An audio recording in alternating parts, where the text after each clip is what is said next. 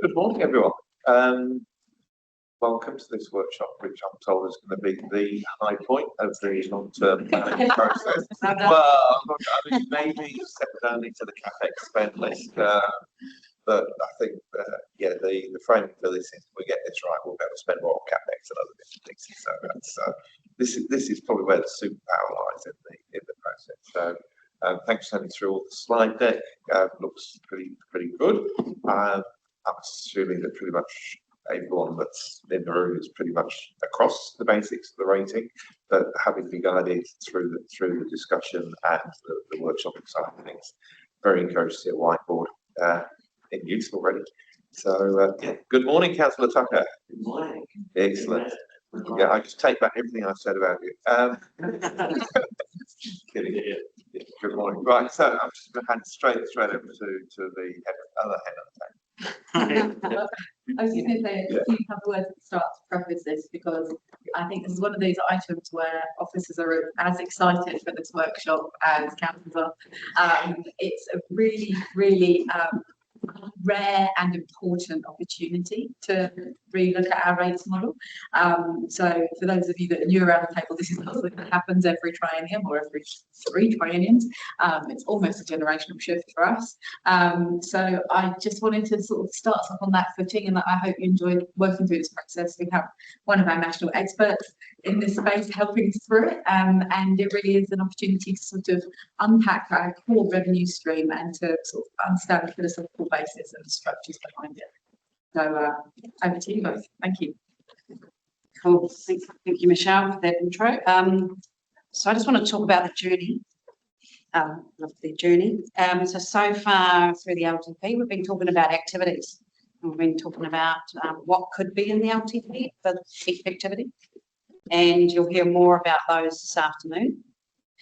So, but today, this morning, we're going to start to talk about how those activities are going to be funded. So, and we call it step 1 of the revenue and financing review. And so today we're going to kind of talk about the principles. What are the principles around how you want to structure your revenue and financing policy? And so the key thing around the revenue and financing policy is actually in the Local Government Act, it says we've got to consult on it. So, so it's a lot of piece of work to get to the consultation document, and the community will have their say as well in the new year. And as I've explained to you before, we actually collect revenue from many sources, and some of these sources we can control, like fees and charges. Some of them are part of another process. So, for example, the NCTA funding, you know, that goes through another process called the NLTP. But as the last resort, we then have to charge rates to pay for our services. Now, for the last annual plan that we've just signed off, rates was 53% of our revenue. So it's actually quite a small percentage versus other councils. So we do have a lot of other alternative revenue sources that we tap into first. And one of the things that I heard earlier in this LTP session was that you wanted us to look at the QAC dividend. So just keep in the back of your mind as we're going through this process, which activities do you think that dividend should actually fund? So that would be a challenge for you to keep that in your mind. And obviously there's a few steps in relation to this review.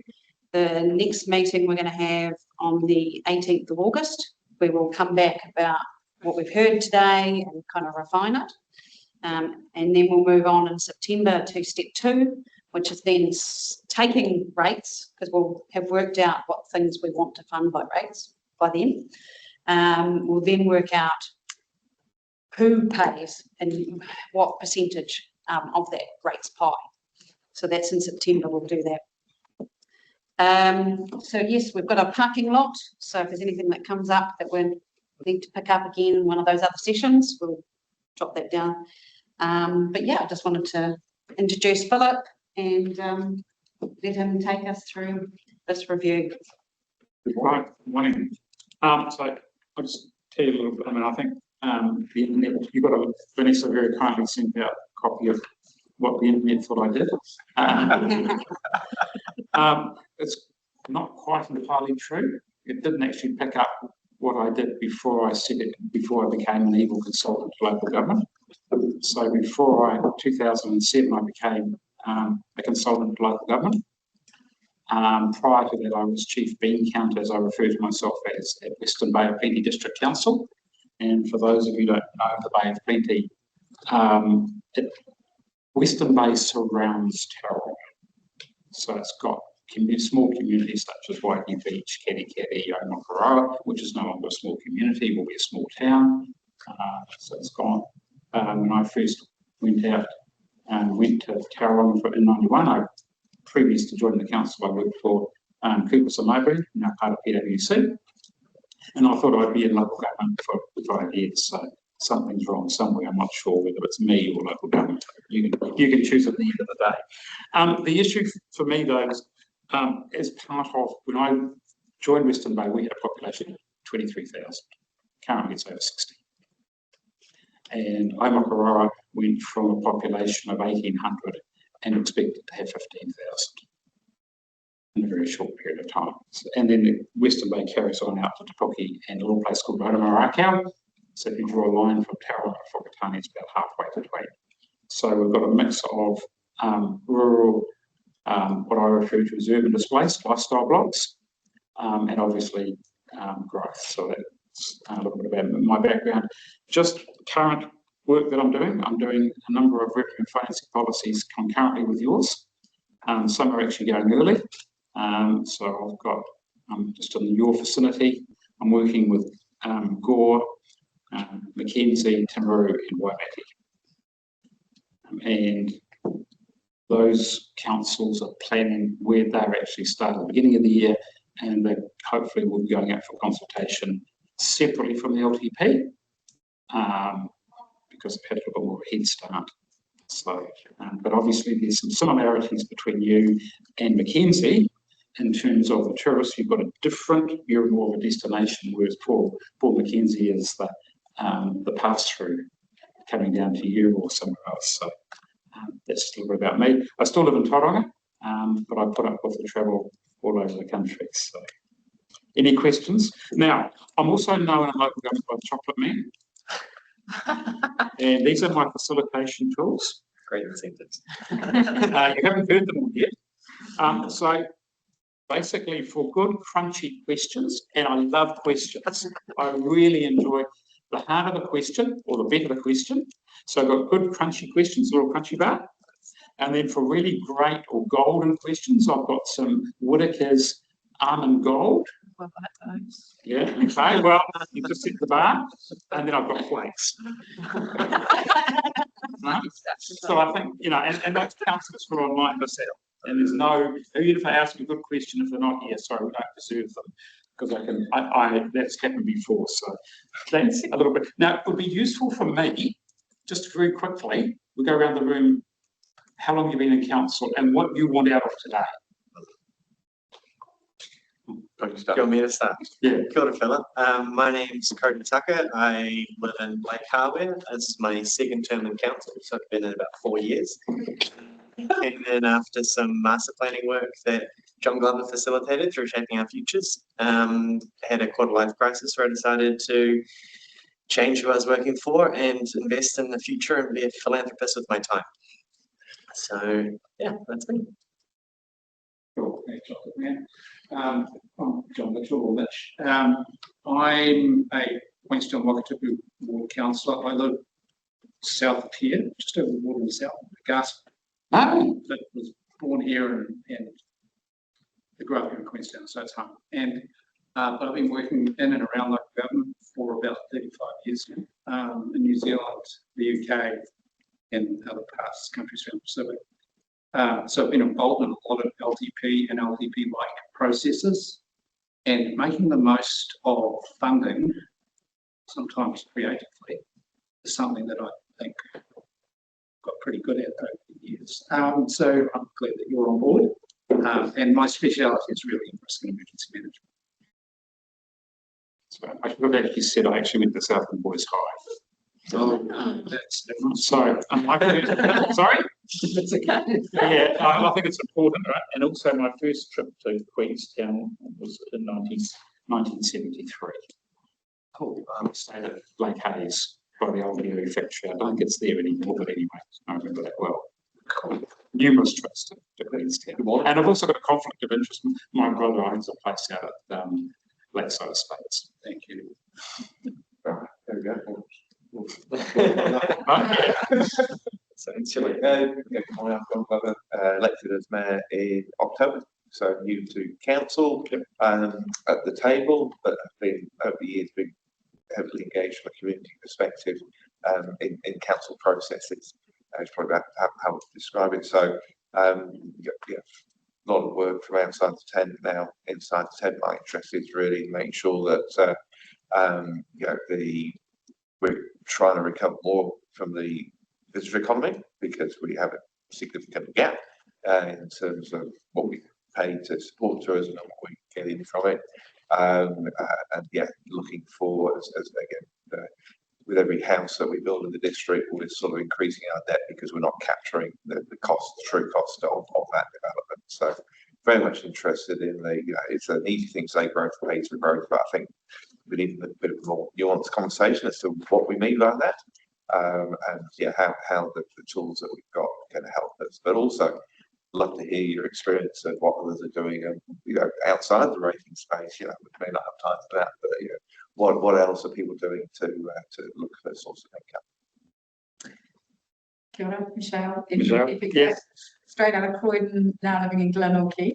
What I'm obviously keen to see out of this process is that we modernise the system to reflect some of our current challenges and context, and simplify to make it easier to understand for everybody, and really to just drive towards the outcomes we're really strategically looking for from the district. Kia ora, my name is Q Belk, 31-year resident of Gippsland, background in finance. I'd really like to understand the ratings model so that I can explain it to people who challenge me and say my rates suck or it's unfair and that sort of thing. So I hope that we come up with something that is somewhat explainable, somewhat fair, and is comprehensible to the constituency. I don't disagree, right? And I'm pleased you've actually raised that, because my mantra is this is your policy. Right? It's not my policy, it's not staff's policy, this is your policy. Right? Council can explain it, but they can't. Council staff and myself can explain it, but our job is not to justify it. That's your job. So that's my job, is to help you through that as a guide. So thank you for that. I'm Melissa White, second term councillor for the Arrowtown Kaura ward. I was actually born in Whakatane and came south about 17. Well, I didn't stay there long, but was a North Islander and came south about 17 years ago. And just to kind of compete on the chocolate front, I have got cupcakes and cake out there for everyone, staff and councillors. It's actually Q Belk and I's and Penny's birthday week. Right, thank you. I'm Gavin Barton. I'm a Queenstown Whakatipu Ward Councillor, second term, second long term plan. But yes, I'm really interested to see. I'm quite interested in how the rates bill is made up. So I'm quite interested to see if there's any things we can be doing differently, or whether we should be doing more of the same, or just how we. Yeah. Wait till we get to your issues, because I'll reserve my comments right at this stage. Okay. Online, yeah. Only Nikki online, councillor. Okay, Nikki. Oh, hey guys, thanks. I'm sorry, I'm going to leave camera off because I'm in no state with this cold. But yeah, basically, I guess what John and Michelle said, visitor economy, and just this is my third term, so I've done 2 LTPs, and I've just felt in the past that we haven't really had the opportunity to really drill in and take a first principles approach to it and really change anything. it's time to really see if we can shift the dial with these policies. And so really grateful for your help. Just my only thing is I'm kind of anxious that we're getting late in the process. So I'm just interested in the timing and how we make sure we make this really worthwhile. Yeah, thanks. Sorry, not making a lot of sense today. Can I just add, just maybe a bit more clarity from my perspective, that what I would really like to get out of this is to make maximum use of the rating in particular, to not only collect revenue, but to give signals into the community and the market. So because we've got a distorted housing market that I think we have more of a role within than the current approach that we're taking, which is we have very few regulatory tools, and many of them have been whipped out from under us with So what can we do that can help people make the right decisions and that feel like they are, but not too painfully in doing so? Right. Thank you. Right. Presentation. Let's just get into it. Unless you've got any more questions about me. How many chocolates you got? Lots. Okay. I have never run out of chocolates. And just remember, the chocolates are the facilitator, who's me. I've got complete discretion on who gets the chocolates. No correspondence maybe into that. The judicial review. Sorry? No, just no, thank you. Right.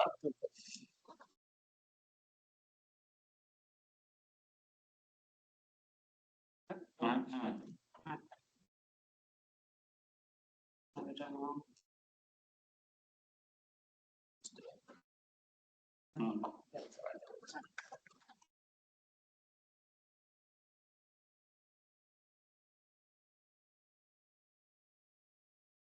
Apologies, pardon the interruption, everyone. Build suspense a little more. Right. Right. Okay. Yeah. So basically, the outcome of the day is, I think, it's probably aligned to what we just talked about. It's basically to get an understanding of what are rates. And as I've gone round councils, there is confusion in the public, particularly about what rates are, and what is the legislative requirement around the rate setting. And anyone who actually says they're going to strike the rates is living in the past. So that actually went out in 2002. So in 2002 there was a new rating act that came in. It was supposed to simplify the process. It's made it a little easier. That's all I will say. Because I started in '96, I had to deal with the old legislation. So that's, I think, the important bit. But it's also, as alluded to, the revenue and financing policy is the overarching policy, which then also signals what other tools you're going to use. I'll talk about that shortly. I think the issue is, out of today, I would like a common understanding of what, and that's why we've got the whiteboard, we've already heard today, what, at this stage, what councillors want from the rates review. And at the end of the day, I want to have a clear vision from you. What are your key objectives out of this? We may not be able to achieve all of them, but let's work through what is achievable through this process. Which is that last bullet point then is getting agreement to what is the direction and the next steps. We've already got a legal process we've got to go through, but what are the other considerations that we can actually bring into this process? So we'll move on. Oops, wrong one. Move down. Move down. That one? No.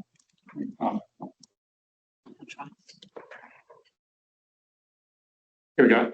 So basically, we're going to talk about what are rates, and I think that because that's already been alluded to. It's I like round numbers. Right? I'm not being counted up. So it's about 60% of your income, which is on the low side for most local authorities. So you're doing really well in terms of your other income as a council. Some are around the 80%, just depending on the makeup. So what are the revenue and financial policy requirements? And that's set out in legislation. And my view is, and no one's actually challenged the council on this, they tend to go to the rates and challenge the rates. But if you don't follow the process, you're at legal risk. Now, I'll talk about the Auckland Council, but Auckland Council follow the process with their accommodation providers targeted rate. We're going to talk about what types of rates you have in the various options. And I'm going to be blunt right now. I think you've got the most complicated, most horrible rating system I have ever seen. I can't follow it. Right? So how can your community then actually follow it? So that's one of the objectives, and I think I've already heard that. So then what are your current issues? A la housing? Absolutely. Let's put that on the table and see if we've actually got the right tools that we can influence that. And then the last thing we want to do is work out a clear, noting your issues, how they then fit into the process. And that's why we've got the car park over there. I'm really happy that we have any questions or any comments at any stage. If you've got a bright idea, I'll say, yep, that's slide 14, we'll just put it on the car park, and when we get to slide 14, we'll deal with it. Or we might deal with it at the next workshop, or even at the end of today. Really happy to do that. This is about you, not about me. Otherwise, we could do it online. So what are rates? Rates, believe it or not, are actually our gross wealth tax. And this is where a lot of people get confused. They think rates are services that are delivered to their property. So if I don't have a road in front of me, if I have no road access, I shouldn't pay any rates. That is a very common issue that I hear around the countryside. And when you look at case law,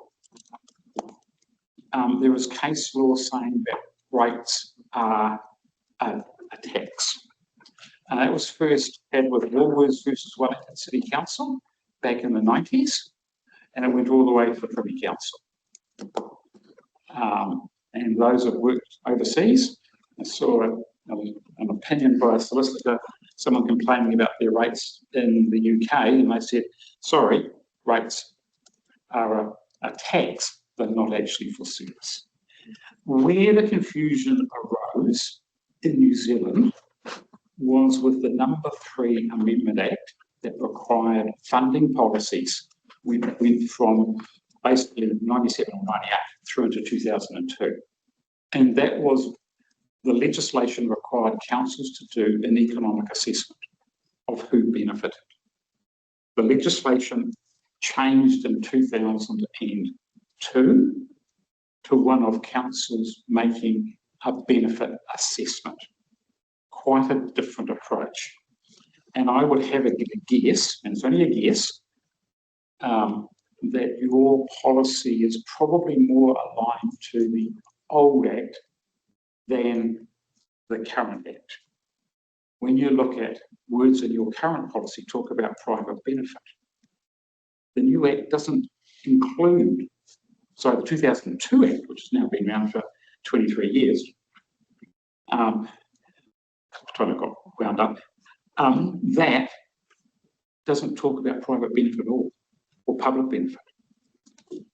So, interestingly too, is it was supported in the Auckland Council case with the accommodation provider, and it was that case was about the Auckland Council for their tourism activity. Funnily enough, they said we want to recover 50% of that activity from our accommodation providers. The accommodation providers, funnily enough, didn't like that, and they took it all the way to the Supreme Court. The Supreme Court said, yes, council has made an assessment in terms of the Local Government Act, and we'll talk about that shortly, and that is fair and reasonable. Their assessment of 50% is reasonable. It may not be completely accurate. It's not a defined, a detailed assessment. They have made a reasonable assessment that, yes, you benefit 50% of that activity, therefore you should pay for 50% of that cost. The other costs that are spread across the rest of the rates is a fair and reasonable assessment. And they said because rates are a tax, not a provision of service, that rate was allowed to proceed. Well, they did, the Auckland Council has now stopped it, but the principles are still there. And that's a really important principle. The other important principle is to remember it's a gross wealth tax. Now, if I've got a property and it's worth $3 million, you rate me on my value of my property of $3 million. You don't know that I've got a $2.9 million mortgage. You can't know that. All you know is that I have got a $3 million property. You don't know, and you can't know, what my income is. My next door neighbour might have a smaller house worth 1 million or 1.5 million. He or she might be mortgage free. They might be earning $1 million a year, and I might be earning a smaller amount. That doesn't matter as far as we're concerned. So it's a gross wealth tax, and I think that's really hard for people to understand, particularly those on limited incomes. Can I just ask a question? Absolutely. On that? Because I'm finding this very interesting. So the growth wealth tax, but it's actually a gross property tax. Correct. Yes. Is it? That's, Because yep. actually wealth is not. Well, yeah, absolutely. Yeah. So it's a gross property tax. Yes. Yeah. So interesting. Because actually we can't tell how much Well, No, they get, no. right? So really it's a gross property tax. it's a property tax. Yeah. It's a gross profit. It's a gross property tax. And the assumption is if you can afford a $3 million, the assumption is that if you can afford a $3 million house, right, you can afford the outgoings. And it's only an assumption. Really important. Which is the same theory behind a progressive central government tax system as well. Absolutely. Interestingly, I know there's a political party, I'm not going to try and pull up politics later in the game, but the issue is that we've got now an up-and-coming party that now want to reintroduce land tax. Yep. Now, land tax disappeared in the 1990s, and all they did was very cunningly, they just reduced the amount of land tax to zero. But that used to be a thing in the 90s. I remember when I was working for Coopers and Over and completing land tax calculations for property owners. And interestingly, councils weren't exempt from land tax. So again, if land tax comes back in the way it was, that councils will be paying land tax. Government wouldn't be paying rates. No, they don't pay rates, but we have to pay. Yeah, I know. Yeah, I have to pay. No? Life's not fair. Absolutely. Is that principle 3? Life's not fair. Yeah, I know. Yeah, absolutely. And that's the problem we've got. Right? Out of curiosity, Philip, what do you think was the biggest concern about land tax? Why do you think politically that got dismissed? They got very little income. There was a whole lot of exemptions from it. Right. So it was only broadly on farms. Hello, where does that come from, right? And commercial properties. Cost a lot to administer. It was, yeah. Yeah. Like it was only about 1% of, like it was on a scale, your first, I can't remember what it was. Your first X number of million was at 0.5%, and then over that was at 1%. And it was only on the land value, not on the capital value. Yeah. Yeah. So, interesting. Yeah. But it's still there on the box. Right. Yeah. So it could just be reinstated. Absolutely. Yeah. And the same with estate duty. That has also been set to zero. So there's all these, it's just that sometimes it's the easiest way for government to implement tax changes is to put the rate to 0 rather than actually remove it permanently because of the consequential changes.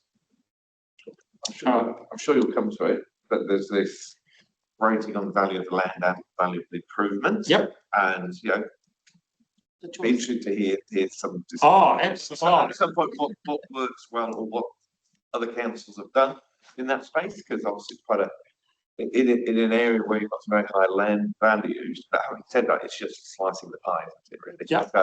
So you could probably argue no matter what land value is, because it's a share across well, land.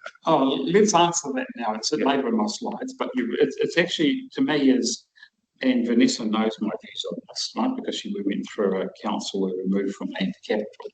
Do I get to talk about? So, I think it's a really good question, right?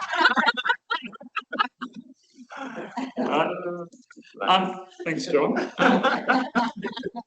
Well, I think we're going to get on really well. Yeah. No. The issue is, for me, is, and I've looked at this around the countryside, and you've got to work out what works best for your community.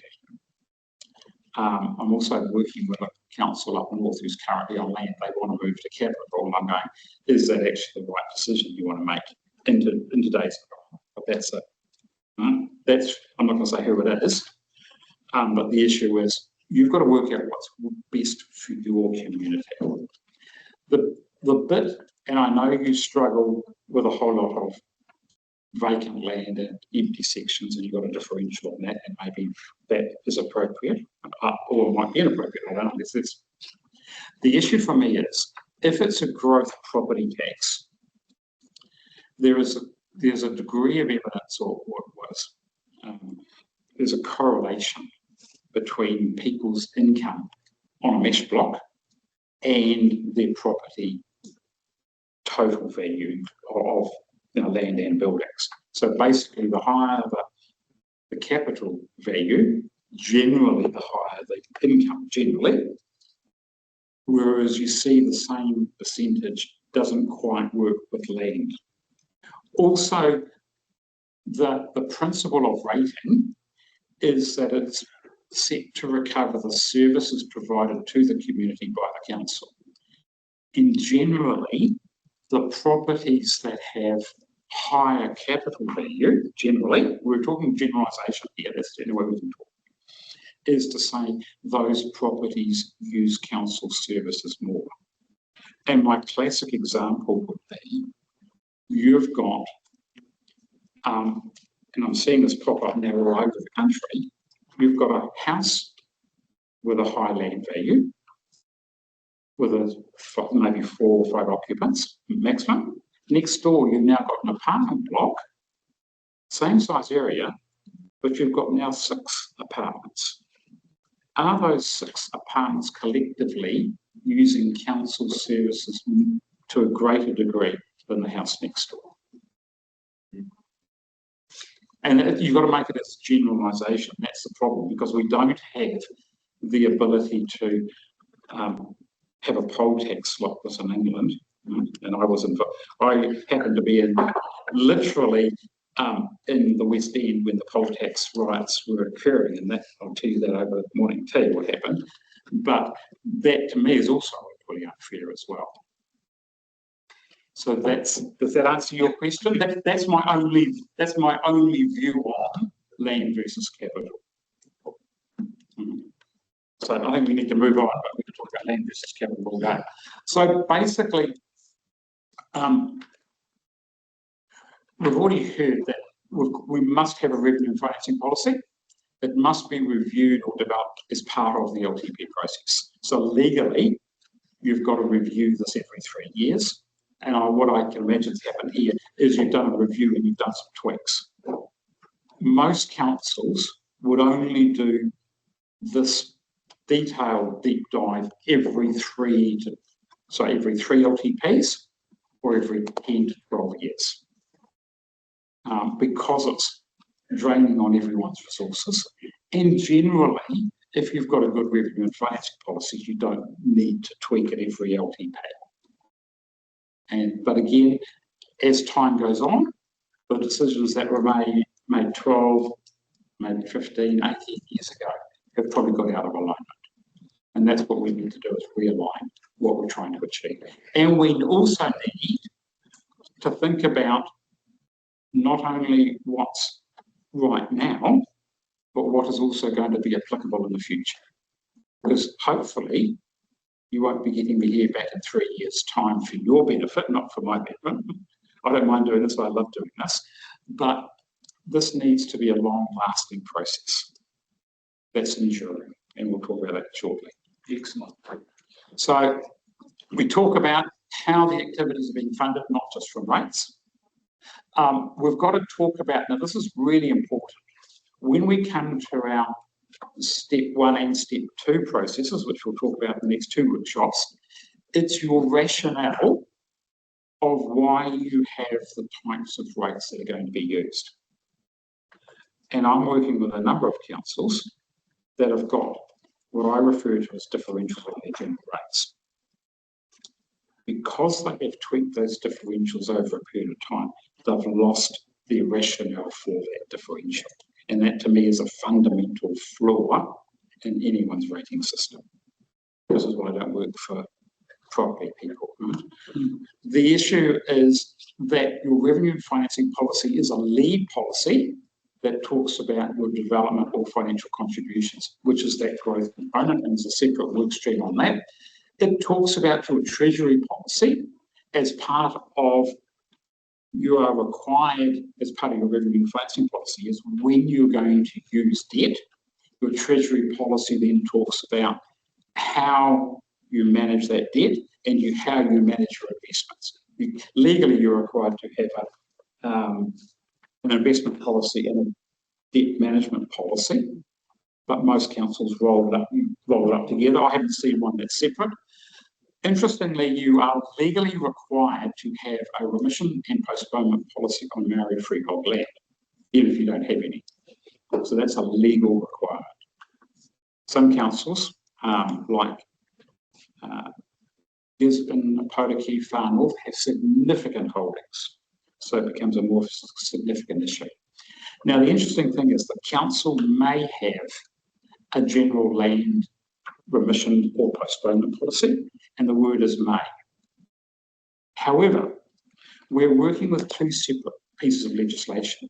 We're working with the Local Government Rating Act 2002, and we're working with the Local Government Act 2002. Sometimes the alignment's not quite 100% aligned. The Rating Act actually happened before the Local Government Act. You would have thought it would have gone the other way, but that's just the way Parliament dealt with it.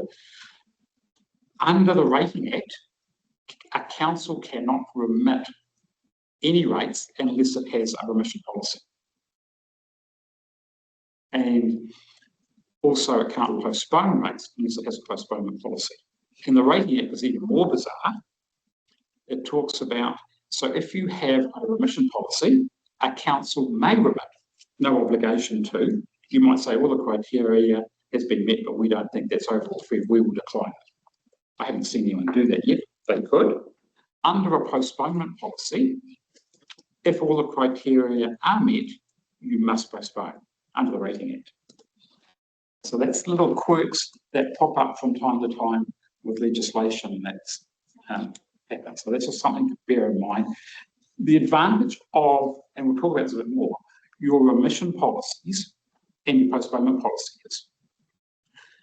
There is no criteria in the Local Government Act or the Rating Act what those criteria are. So you can write your own criteria within those policies. When we come to talk about rates shortly, we've got a whole lot of restrictions on how we rate and also the ability for targeted rates. There's no common law principles on fairness and anything? No, it's all on legislation.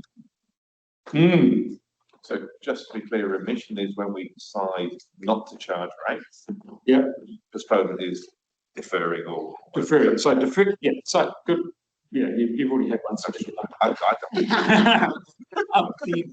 The issue is, so postponement means that council will get its funds eventually. Now, under the old Rating Act, which we don't need to worry about, postponement could be a maximum of 6 years.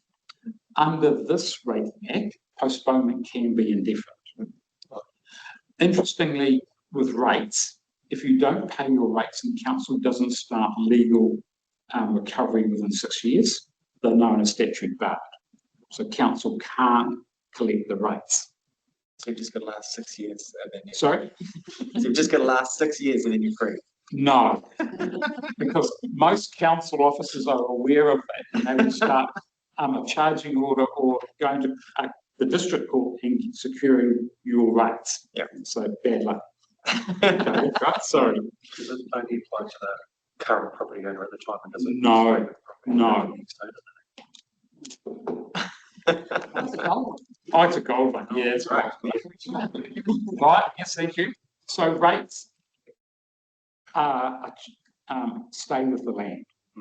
So if you sell your property and you don't pay the rates, the new landowner is responsible. So therefore, that's why the solicitors always ring the council and say, what are the rates outstanding? And then there's an obligation for someone to pay them. I got involved in when remember Fairgo, the solicitor didn't do their job properly, and Fairgo came to council and says, this person has now got a bill from you for $2,000 for the rates that are outstanding from the previous owner. And what was our response? Not our problem. It was actually your client's solicitor who stuffed up, so why should we pay for your client's solicitor's stuff up? It took half an hour to convince the reporter that that was the legal process. So you're asking us to subsidise your client, for want of a better word, if you have the solicitor's stuff up. Huh? They didn't do their job properly. Simple. So why should we pay? It was a very interesting conversation. Fortunately, I didn't have it, but they put me on speakerphone and I listened to it. But again, you're absolutely. Most people understand that, or most solicitors do. But the problem is you get some people who do the transactions between themselves who don't, and that's a risk. So postponements, if you so the remission obviously just writes off straight away. And funnily enough, our poor finance team need to account for that remission as an expense.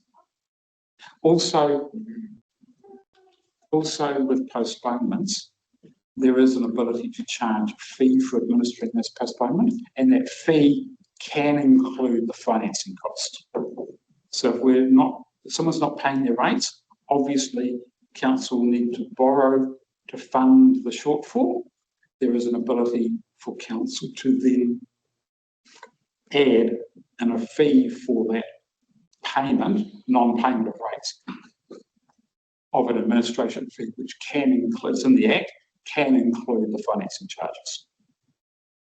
But it can only be the reasonable cost. You can't actually, if your weighted cost of finance is what is it at the moment, Catherine? 3.5. So you could charge it maybe 4.5 or something. You can't charge them a 10% interest cost. You can't make money out of it. And that's one of the other principles we've got. We can't make money out of people, even with our fees. Technically, they've got to be based currently on costs. Yeah, so the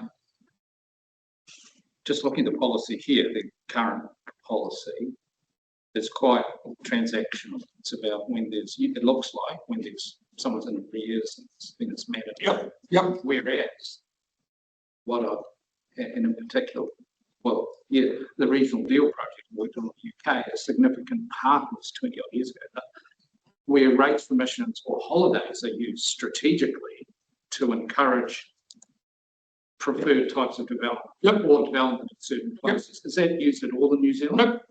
No, but it's available. Absolutely. Yep, absolutely. Thank you. I don't eat chocolate. I don't you? I just feed on the...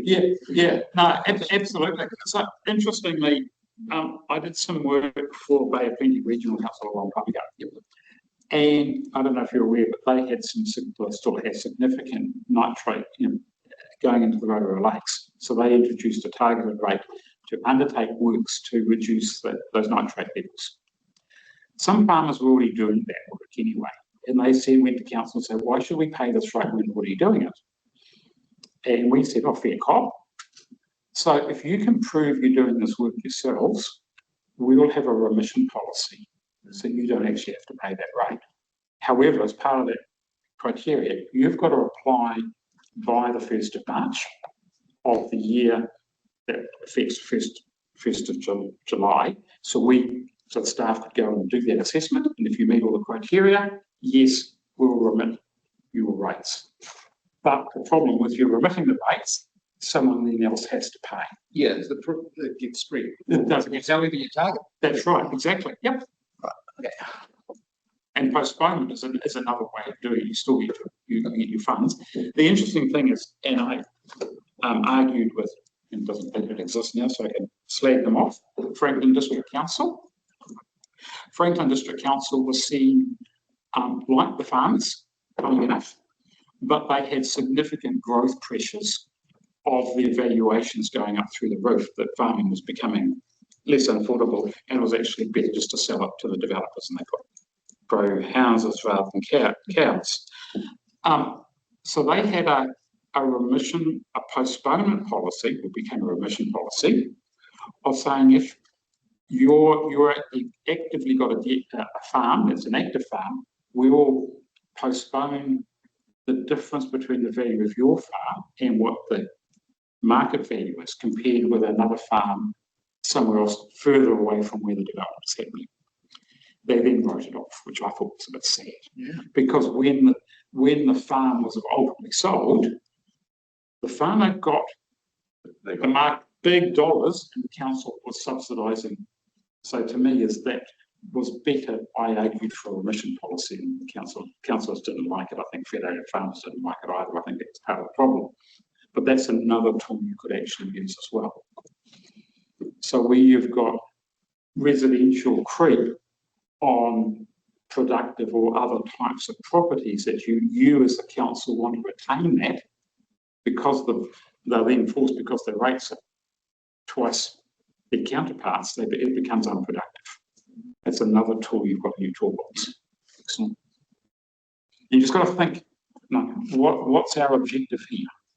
It's about, what are we trying to achieve? Does that help much? Certainly does. When was that, Philip? The big Bay of Plenty? Relatively recent. It was 2000. When was I doing work? 9, 10, 11, around then. Thank you. Bill Baker. Yeah, Bill Baker. Yeah. Oh, yeah. Yeah. Thank you. Vanessa knows that I know Bill. I had an interesting discussion. Bill was doing some work at Hawke's Bay Regional, and I was doing the revenue financing policy. And Bill very kindly says, I've learned a long time ago never to argue rates with Philip. You can debate, but never argue, because you'll lose. Right? But it was about arguing. It was happy to debate it, but my experience is this is generally it's right, which is very nice. Anyway, moving on. Thank you. So now, this is where we start the fun stuff. This is legislation. So we are required to have a revenue and financing policy as per the local government. And this, I think this part of the Act was written back to front, because it talks about in section 101 of how you consider the development of the revenue and financing policy, but the requirements of what needs to go in the revenue policy is actually in section 102. There's a whole lot of back to front stuff in the legislation, but that's what we're going to deal with. So the first step, what we do is we've got to comply with, and it's a legal requirement, is to demonstrate how we have complied with what is known as, what I refer to as section 1013A of those 5 steps. So legally, we've got to record what your considerations were, and it's only your considerations. And the first one is community outcomes. which to me is a bit funny, but that's all right. But if you turn that around and say, why are we doing this activity? Why are we providing parking for the community? Why? What's the outcome we're trying to do? What is it linked to? Why are we doing it? That should be in the activity plans that you've seen. Yeah. So, Yeah. Right. Yeah. Does it have to be activities of council, or can it be activities of entities that we directly and indirectly support, like a housing trust? So really good question. So if you are supporting a housing trust, there's some expense there, and that needs to be allocated to an activity. Cool. Thank you. But that's how you actually link it back. It's got to be linked back to an activity. Then you say it's the distribution of benefits, and it's benefits. Now, I really want to stress here, you're moving to a water CCO. Their focus is called the Water Services Act, and I stress the word services. So if you're not getting the service from the water services company, technically you don't pay. But here, if you are receiving a benefit, and even if it's a tenuous benefit, a council has gone through the process, you pay rates. So the fact that you don't use the library, you've still got the benefit of it being there. You don't use the sports fields, you've still got it being there. You don't use the local reserves, but you've got the benefit of being there. That's the principle that is now in legislation. It's not a private benefit, it's not a public benefit. In fact, I don't like public versus private, because when you look at the Act, it says who benefits from this activity. Is it the whole of the community? Are the whole of Queenstown Lakes? People in Glenorchy, Wanaka, Queenstown, do they all benefit? Or is it parts of the community? Oh, it's only people of Glenorchy benefit from it. Well, it's only people of Wanaka benefit. That is a decision of council, or is it individuals? So when we talk about who benefits, we've got to break it down into those three components. And generally, there's pretty standard allocations, but it's your percentage is important. Is it common to break down proportional benefits? So say if I live really close to a sports field, am I paying any more than someone who lives half an hour but is in the same district? Yes and no, depending on the council's view. Right. So the worst one I've seen, most horrible one, is Hastings. Right.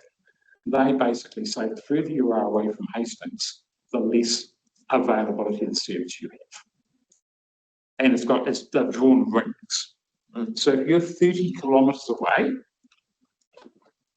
more than 30 kilometres away, you pay a different rate than someone living 29 kilometres away. And I'm going, but why that? Right? What I have seen is it actually broken down into communities.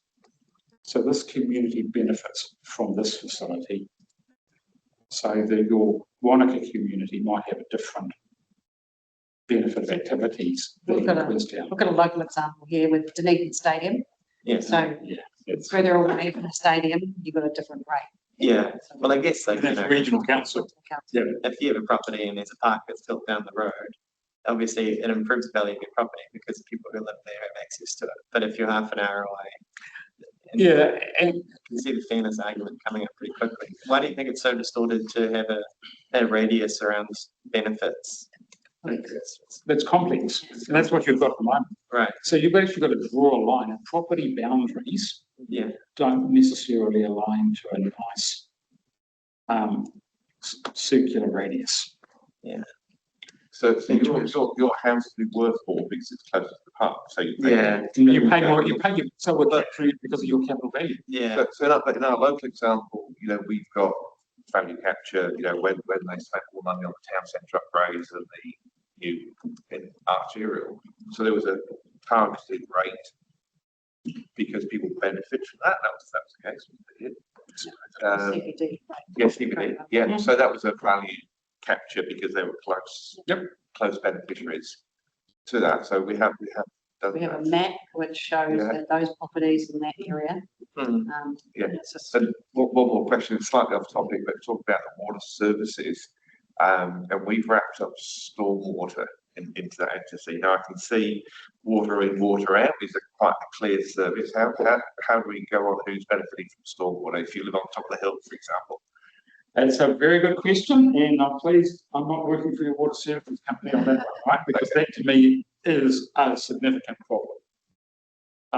You can actually, and I have seen the argument, that the people up the hill are receiving the service because it drains downhill and gets serviced, right? But I'm not an expert on, I don't think anyone's an expert on the Water Services Act.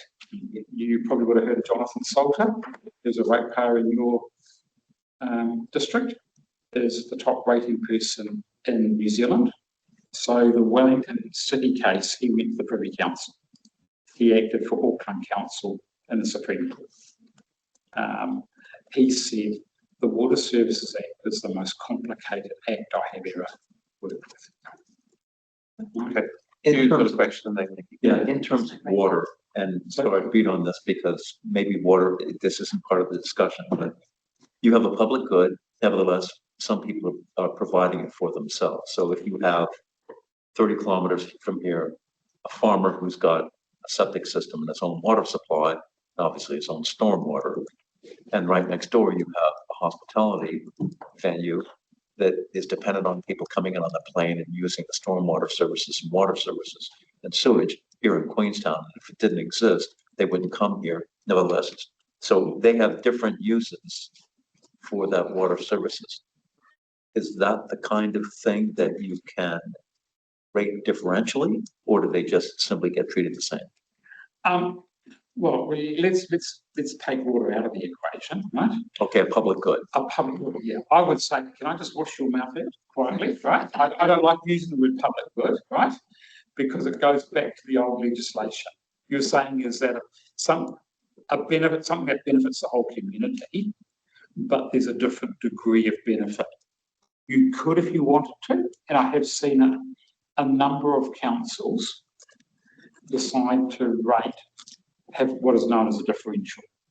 So for example, a lot of councils put their parks and reserves into the general rate, but when they come to allocate the general rate, they give the rural people a reduced differential because they don't have the same degree of benefit of those parks and reserves as someone living in town, which is similar to your argument. It's the degree of benefit. And I think we've got to talk about that in the language, otherwise we're going to get ourselves into trouble. It's the degree of benefit we need to think about. I mean, I would argue that rural properties are inflated here because of the benefit that they get from Queenstown being a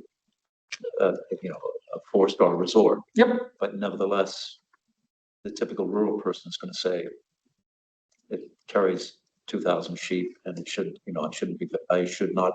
I guess some of this comes back to how QV views the land and how they rate it. Yep. How they value it. Yep. Yep. Yep. The next subsection 3 talks about the period of benefit. So this is when we're saying it's intergenerational. So we're building something that's going to last a long time. So the question then is, how should we actually then fund it? Should we use debt or should we use rates? I've got one question online. Nikki. Sorry. Oh, sorry. I think that's okay. I think we've probably moved on, but look, I just wanted to say, I think I can see where this is going, and we've got this complex system with lots of targeted rates, and you're going to want some direction around whether we go towards a more simpler use of general rates, but using differentials more perhaps. And I guess I just wanted to suggest up front that I'm interested in this issue of complexity and why it might be bad. Because, you know, we have lots of small communities spread around main centres, and they all get different levels of service from some of our core activities. I guess I just wanted to send a signal that I'd like to understand what the issue is with complexity. Is it possible to have complexity if you improve your system behind the scenes? So we've got a complex system that I think the hardware and Luggett thing partly has thrown up, that it's really difficult to manage, but can that be solved with technology and better systems? So there's a question there and I guess a direction from me that I don't want to forego complexity where it may allow for greater fairness and therefore greater public acceptance of certain activities in our community. Nikki, if you were here, I would have given you a chocolate for that. Because actually it's a valid question. The issue with complexity, there's two issues. Yes, look, I agree that better systems can improve that, but also, and I'll jump in right now because I forget about it. It's called the false level of precision. That we've got all these you've got all these targeted rates, and the fact that these targeted rates were put in place some time ago, that the world has moved on in terms of what activity, the cost of those activities, who's benefiting from those activities has changed. And that's the trouble when you've got specific targeted rates relating to specific activities and specific areas, because those costs will change.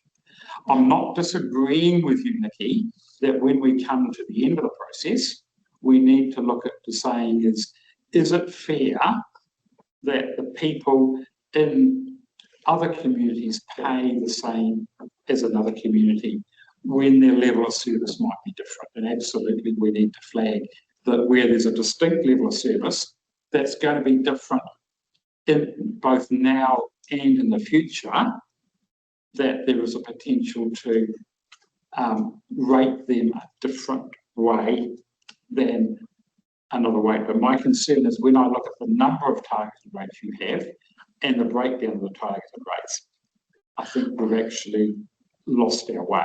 And look, I totally agree with you. I mean, you can look at it and you might have to pull together 4 different rates before you figure out how much you're paying for recreation services in the district. Like it's nuts.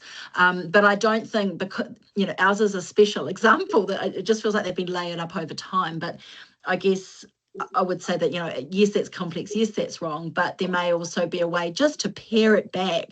Let's not give up on targeted rates, but let's just use them more prudently. Let's not worry about the outcome at this stage, but totally understand where you're coming from. But also, you've also hit the nail on the head with the distribution of benefits. So if there is communities that actually have a different level of service, that you should actually flag there because they are receiving a different benefit. And that's where we need to note it. The next one, number 4, is what is known as the exacerbators. And I've seen some interesting interpretations of exacerbators that users are exacerbators. Now, fundamentally, personally, I disagree with that. Because the law, the Act says, it's to the extent that actions or inactions contribute to the need to undertake that activity. So someone is not doing something, or they're doing something that's causing additional cost to council.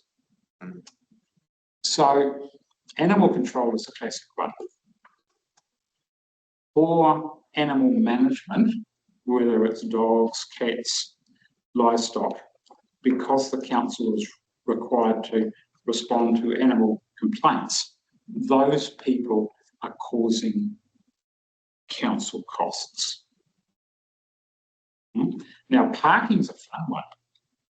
The people who overstay their meter, are they causing a cost to council? It's a really good question. I would actually say those people who overstay their parking meter time are causing a loss to the community, because the idea of having time parking is so you get circulation of your vehicles, which actually encourages retail activity, which then the whole community benefits from. So, you've got to be careful how you use that. So does the Act go into that in more detail, or is there case law that defines that and makes it clear? The only case law on this was a regional council one, and it's going back to the stormwater issue. It was actually a land drainage area in Waikato, that people on the hills, because they weren't, their farms weren't part of a pumping scheme, a drainage scheme, so they said, why should we pay for it? Until it was pointed out that their water runs downhill into those people's properties, and therefore they are causing a cost. Because their water runs downhill into the drainage scheme, they're having to pump more water, right? So that was the case law on that. That's the only case, and I'm not a lawyer, I don't pretend to be a lawyer. I know where I need legal advice, and I use legal advice, but that's the only case law that I'm aware of on that particular issue. And then the next one is a fun one. There's two ways of interpreting it. You can say this. So from a transparency perspective, should we be analysing this activity any further? And regulatory is a really good one. Should we do, in my view as regulatory, you can do it basically two ways. You can look at the whole of regulatory, all the regulatory services rolled into one, or you can break it down into building consents, resource consents, parking, animal control, till the cows come home. The other way to do it, you can even break resource consent down even further. You can go into public inquiries, notified, non-notified, all that sort of stuff. And the government are actually coming up with a new wonderful way of describing the activities as well, which will be mandatory if the Systems Improvement Bill gets enacted in time. So that's how you actually do the analysis is the first thing. The second is, should you then fund them separately from a transparency perspective? So should you actually have a targeted rate for arts versus the targeted rates for market? Or do you actually make a decision to roll them up with the general rate? That's where you make that decision. Now, the last one is deliberately in red. And the reason it is in red is because that's the way the law is written today. May not be the law that is tomorrow. Because the Systems Improvement Bill, currently before Parliament, that was supposed to be enacted in March, removes the four well-beings. However, that's not a fatal flaw for what we're doing. This talks about basically social, economic, and environmental cultural well-being of the community. Basically, those words are just removed, and they're saying is the future well-being of the community, which is the four well-beings just disguised. Yeah. And we've been here in 2014 through until the previous Labor government, and now the National government have reversed it. So it's just ping pong. It didn't make any difference last time. I don't see it making any difference, but we just got to be careful. We make sure the wording is consistent with the legislation, because some picking lawyer might pick up our revenue and financing policy and say you haven't considered this. We did see some local authorities. Sorry? We did see some local authorities, as a result of that, reduce their funding and in some cases disestablish community development functions. Yep. And then when, because of my emergency management context, yes, when the Canterbury earthquakes happened, there was significantly less capacity than local government to meet a real strategic need, because they've gotten rid of it. Yeah. Now that comes back to removing the well-beings out of the purpose of that's right. Yes, not out of the section. Okay. Now this is a really important section. Yep. Can I introduce you to Wairau District Council? I sit on the Audit and Risk Committee, Risk and Insurance Committee. They introduced, now going back in time, Wairau District was a very wealthy farming community. Lots of employment, freezing works, etc. right there, so there was almost full employment. But along comes forestry. And forestry, then the forestry companies, the operation of those companies is managed out of Napier and Gizzy. So every day on the road, you've got people travelling from Napier and Gizzy, both north and south, into Wairoa to work on the forestry blocks when they're harvesting and when they're doing the thinning. And also all the logging truck operators, all the exports go either through Napier or Gisborne Port. No economic benefit whatsoever to Wairoa. Also, the problem you have with large pine forests, when you convert a farm into a forestry block, for some unknown reason, the land value goes down. So forestry, was becoming more and more prevalent in Wairoa.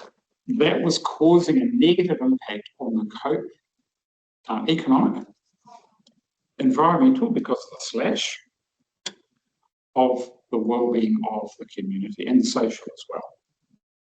So the advice, not by me, but was by my colleague who's no longer doing this work, he's retired, good on him, I should have done the same. They came up with the idea of actually putting a differential on forestry blocks, not on the cost of roading, but of the significant negative impact on their community. So originally they suggested, staff and the consultant recommended a differential of 3 compared with the on capital value. The council says, no, we don't think that's high enough because of all this other social impact that forestry are having. We want a 3.6. Forestry owners didn't like it. So what do? High Court. What happened? Lost. Because the council said, we've gone through the process. We believe that this is a fair allocation. And the High Court said, yeah, you follow the process. That's fair and reasonable. Well, I can see your logic. Yeah, we think what you've done is appropriate. They didn't like that decision. They went to the High Court, appealed to the Court of Appeal, sorry. The Court of Appeal, I have never ever seen a decision come out so quickly.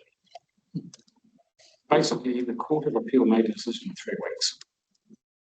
And I was talking to one of the solicitors who acted for Wairoa at the time, and basically the rationale said was that we believe, the council said, look, if we reduce this differential, this is going to put up our residential rates by this amount.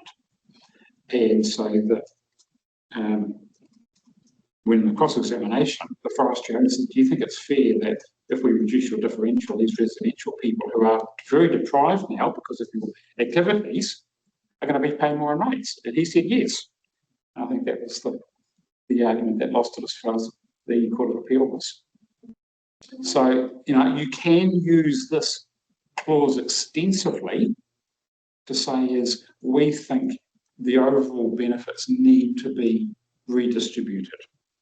And this was also reinforced as part of the Auckland bed, I refer to the bed tax, right? And I'll talk about that shortly, why you can't have a bed tax.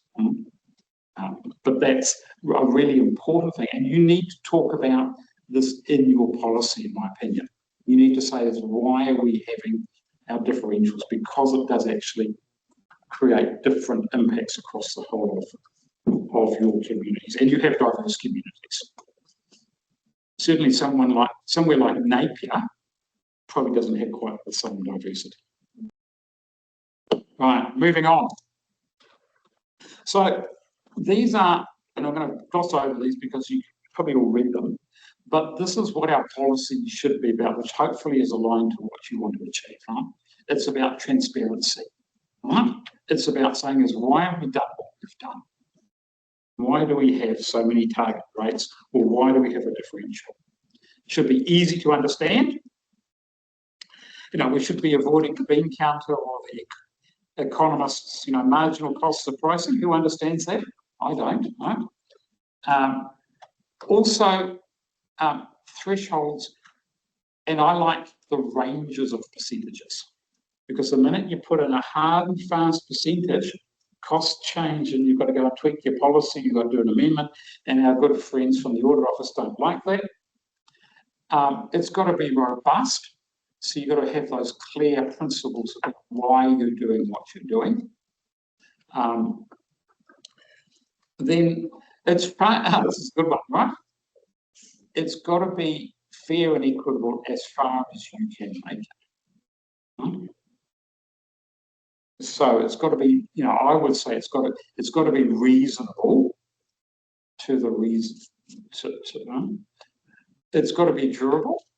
We've got to make sure that this policy lasts more than this LTP, and we've got some challenges going forward. We'll talk about that shortly. And obviously, it's got to link back to the LTP. There's no use having this policy standing out there all on its own. It's got to be realistic. Any questions on anything we've missed from our principles that you'd like to add now?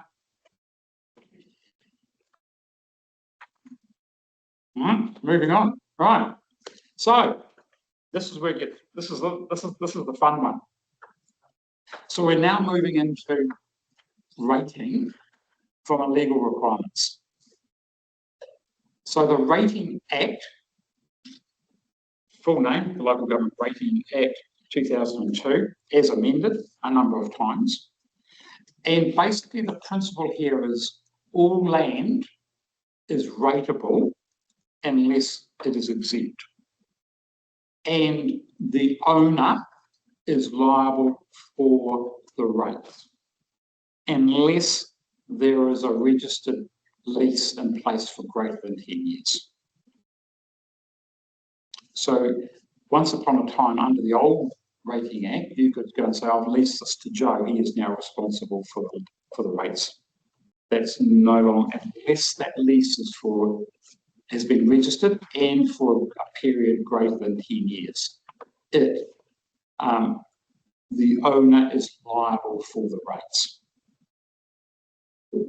And a lot of commercial properties say is you're responsible for the rates and insurance, and we will pass those costs on to you as part of our lease. Now, this is where the fun begins. The government tends to look after itself in terms of Schedule 1. Basically, Schedule 1 of the Rating Act has a large number of exemptions. And this is where it gets complicated. And I've tried to summarise it down here. So therefore, national parks, so the DOC estate, is non-rateable. Interestingly, if you have a lease within the national park or concession, we still can't rate you currently, which to me is a little unfair. And I think there's some work being done, which I won't reveal in a public meeting, but we'll maybe talk about that over morning tea. Anything that is a piece of land that's registered under the Reserves Act. Now, your reserves, talking to your reserves people, you've got fee simple parks as well as Reserves Act. But anything under the Reserves Act is non-rateable. Also, under the Schedule 1, anything that is used for a public park owned by a local authority is also non-rateable. I didn't list everything. Certain schools, all public schools, all integrated schools, all schools registered under the Education Act are exempt. Obviously, public hospitals, churches. Now, it's not called churches in the Rating Act. It's actually called places of worship and Sunday schools. And it's only properties used for that purposes. So if a church is using their property for a creche, fee-paying creche during the week, that becomes rateable. Or a coffee shop. Or a coffee shop. A coffee shop during the week. Yep. Not as part of the Sunday service. And Okay. Complicated? it could well be. Yep, absolutely. So I know Dunedin City Council went around a lot of the churches because they were renting their halls out for school exams. That was their decision, right? Oh, so only but there's a school activity. Ah, I know. Yeah, but it's not written, but it's not. It doesn't.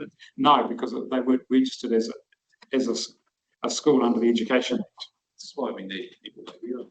Okay, cool. Right? Yeah, I know. Anyway, moving on. Right? Cemeteries. It doesn't actually have to be owned by a local authority.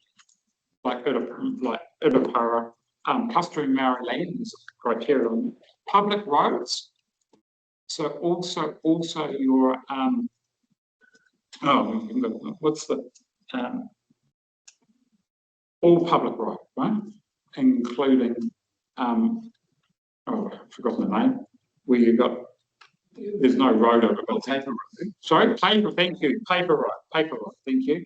Paper road is also non-rateable. Now this is an interesting bit. Operational parts of an airport or port. You don't have a port here, but it's basically the port. The airport is non-rateable for where you've basically it's the runways and for the areas for loading and unloading of passengers. So your rental car depots on the airport are actually rateable. So that's something we might need to have a look at. I know someone did a whole lot of work at another council looking at the operations of the airport. You can actually then, what is known as create a separate pass. Railway land, public activity railways and wharves, public wharves. Interestingly, now Schedule 1 also talks about 50%. It's got AMP showgrounds, which is quite specific, but it's then got all land used for sporting clubs. But it's only areas used for the sporting club. So you've got your golf course here, a public golf course.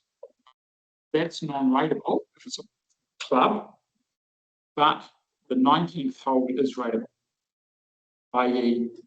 the clubhouse in the bar is rateable, and so you apportion that out.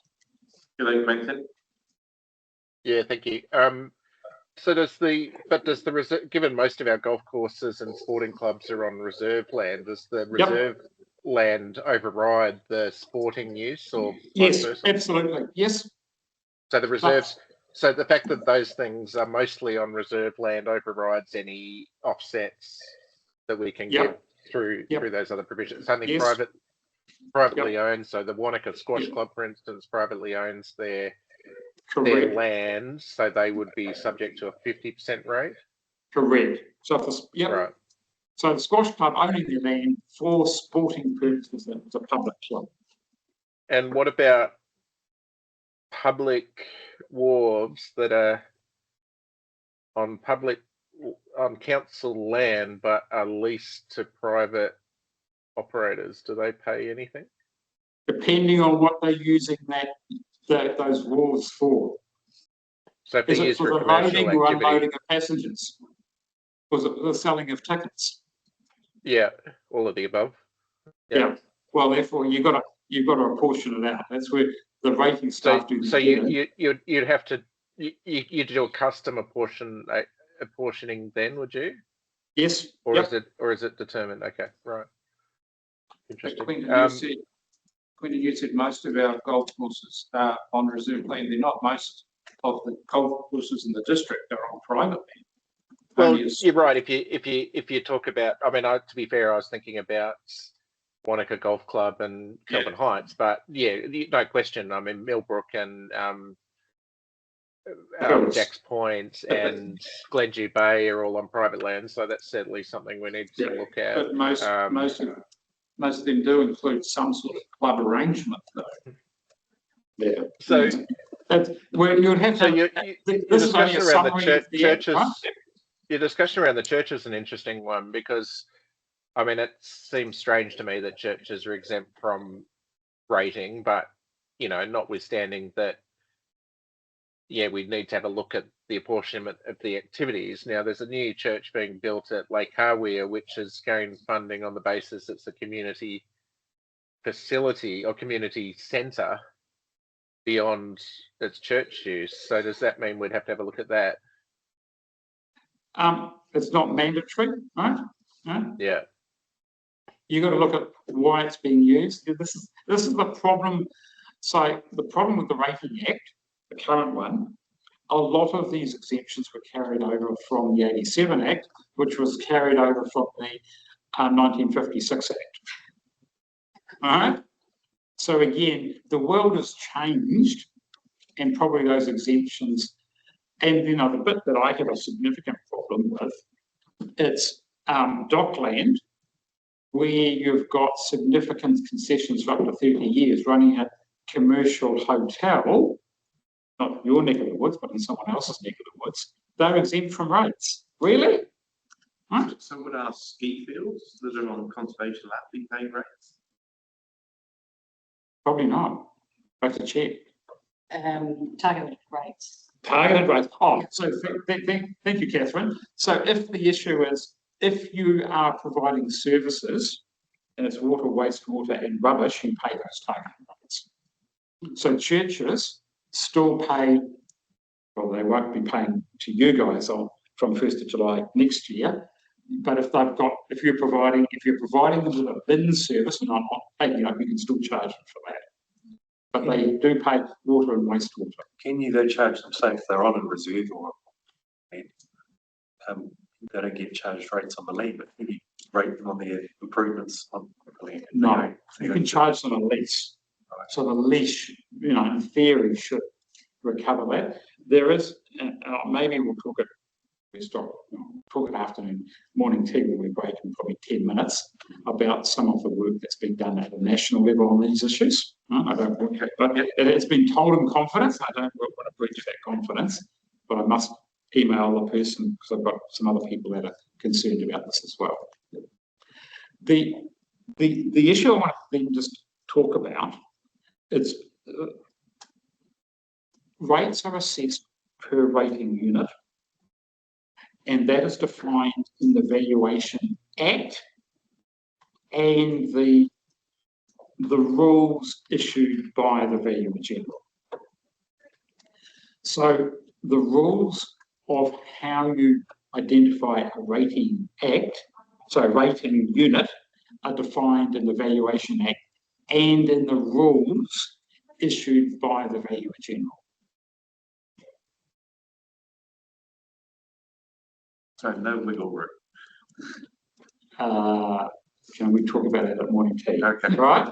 Maybe morning tea might, do you want a break now? Is that a good, how are we going, I team? think that's a good idea, actually, because there was no morning tea break scheduled. Yeah, no, but all I'm saying is, look, I'll just break whenever. And I think probably this is a good time to actually take a break, if that's okay. I'm happy to do that. I'm also happy to be guided as to how much progress we're making through where we can get through today. Oh, look, I will always finish on time.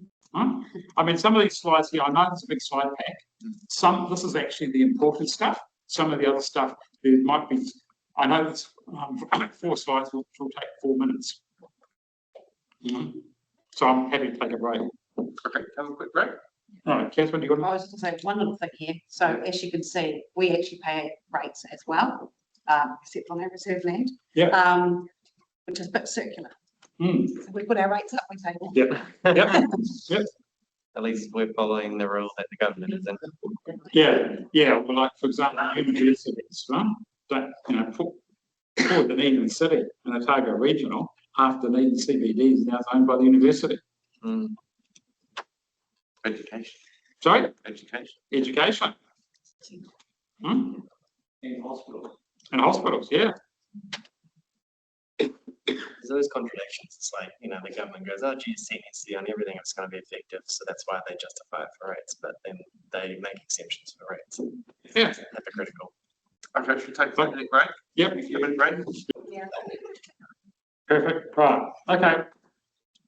It's really moved on. Excellent. Right. So basically, we just moved on. So basically, here we are. We've got to talk the importance of getting it right. So first of all, the principle here is that they're a tax.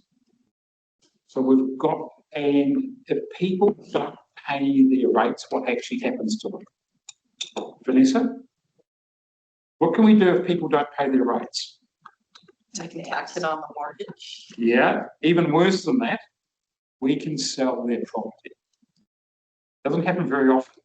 It makes national news when the council does sell a property. but it does happen. So that's why we've actually got to get it exactly right. And the courts, and we can't just go and just sell someone's property without getting a court order. So the court will actually look at the rates process and say, have you actually followed the rates process?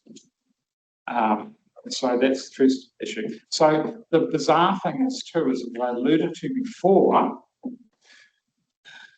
the rating is actually spread over two pieces of legislation. One is obviously the Local Government Rating Act. The other one is the Local Government Act. And we've got a horrible thing called the Funding Impact Statement, or the Rating Funding Impact Statement, which lists out all our rates. Now, that Funding Impact Statement's got to comply with both the Rating Act and the Local Government Act, Schedule 10. And unfortunately, the government loved playing with Schedule 10. I think it's had about 6 or 7 amendments since 2002. And also enhanced the disclosure requirements. So we've got to be really careful that we get our rating processes as near as perfect as possible. Now, for my sins, Catherine's boss actually got me to review all the regional council rates a number of years ago that had been reviewed by the Audit Office of Audit New Zealand. I found issues with everyone's rates. Minor, that could be relatively fixed, but that's the trouble we've got. So, but we've got to get it as near as perfect as we can. And that's why whenever I do a revenue and financing policy, the final step in my process is actually to give it the peer review. Just for the process of passing audit, or to avoid challenges? Avoid challenge. I don't care about audit. I've argued many times with audit. Right? Cool. I used to be an auditor, by the way, not of local government, but so. An interesting thing too is those councils that have actually gone before the courts, Audit New Zealand have also looked at their rates as well. And I think, and sometimes they're looking at the wrong stuff. Yeah. And people may or may not remember Kaikoura District Council and the wastewater sewage debacle. You know where that actually originated? An illegal rate. And it was illegal. I was doing some work for the council and they asked me to do a review, and I looked at the rate and go, this isn't right. And you go, oh, the chief executive, and I'm sure your chief executive will never do this. I said, can I have it? He said, I've got a legal opinion for that that's supporting we're actually right. And I go, can I have a copy of that legal opinion, please? Didn't get it. Can I have a copy of that legal opinion, please? Third time, can I have a copy of that legal opinion? Radio silence. So I wrote to them and I said, look, in my opinion, formally, I believe this doesn't meet the Schedule 2 and 3 of the Rating Act, and I suggest you get a qualified rating expert to give you an opinion.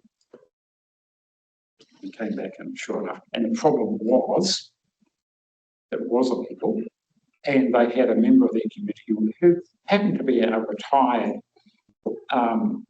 solicitor, and he was right. We got lots of those sort of people here. Yeah, I know. Yeah, I know. Well, you've got actually one of your, so Jonathan Salter, who's from Simpson Grierson, top rating person, he actually has got a property here. Often when I'm zooming in, he's actually say, where are you? He's in Queenstown. Right? He works for us. Yeah. Oh, John. So I've known Jonathan for a very long time. He knows the Rating Act backwards. I rang him and I said, I'm working on this council's rates, Jonathan. My understanding is this is what this section says, am I right? And he goes, yes, it's supported by, without even looking at anything, a clause right back, which I hadn't got to in the back of the Rating Act. Oh, thanks, Jonathan, bye. Right. Anyway, oops, wrong one. Where's my mouse?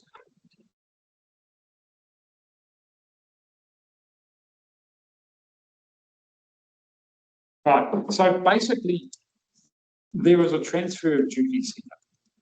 First of all, I assume Catherine's working on the financial strategy, yeah, which should actually feed into your revenue and financing policy. So your financial strategy is saying is, this is our overall approach. And then your revenue and financing policy says, this is how we're going to implement that overall approach. That then feeds into your long-term plan in terms of your funding impact statement and your annual plan. And then you've got to pass a rates resolution, which should replicate what is in the funding impact statement. They are decisions of council. Then you move to the square box, and that is the chief executive and her team join me. So they send out the rates assessment and invoice, and they've got to comply with the Act. If people don't pay, there's a collection process and there's a recovery process. So your job as elected members of council is to up to the rates resolution, which is really important. Right.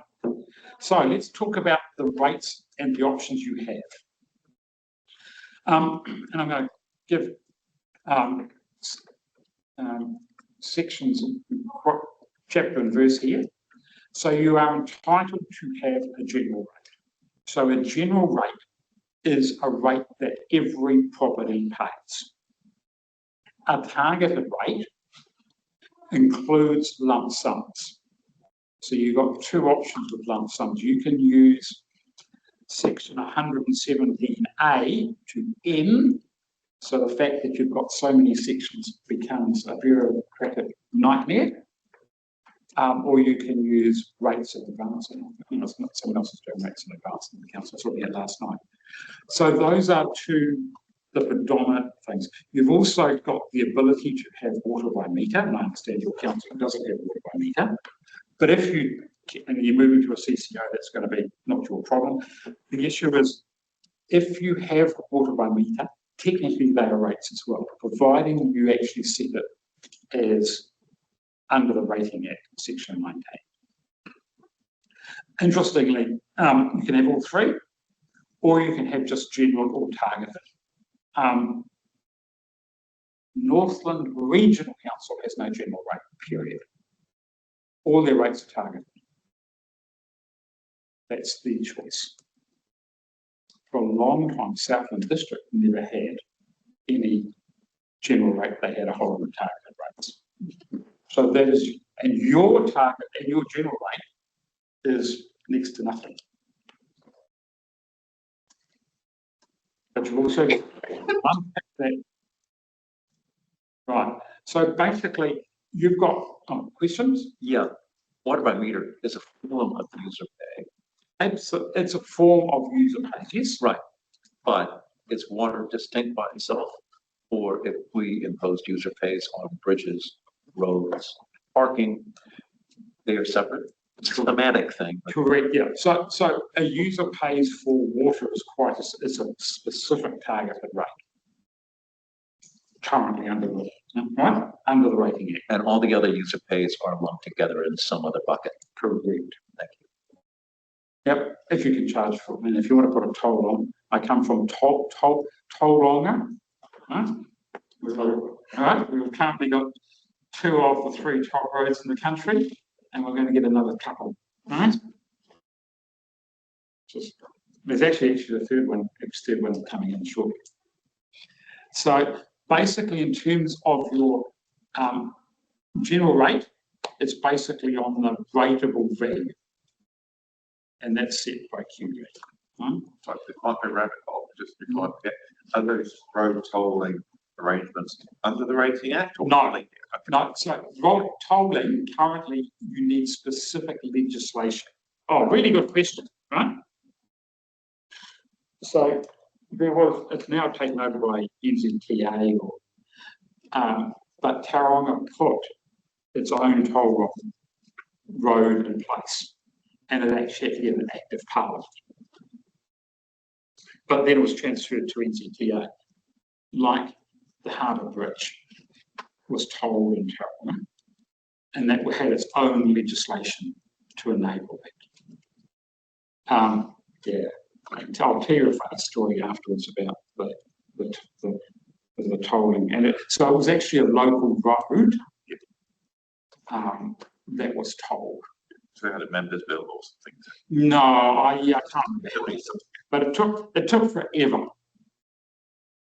and there was a whole lot of controversy over it, including from the Greens. Basically, you've got 3 choices when you come to your general rate, and I'm not suggesting we need to go into this a lot of detail because you're on capital value.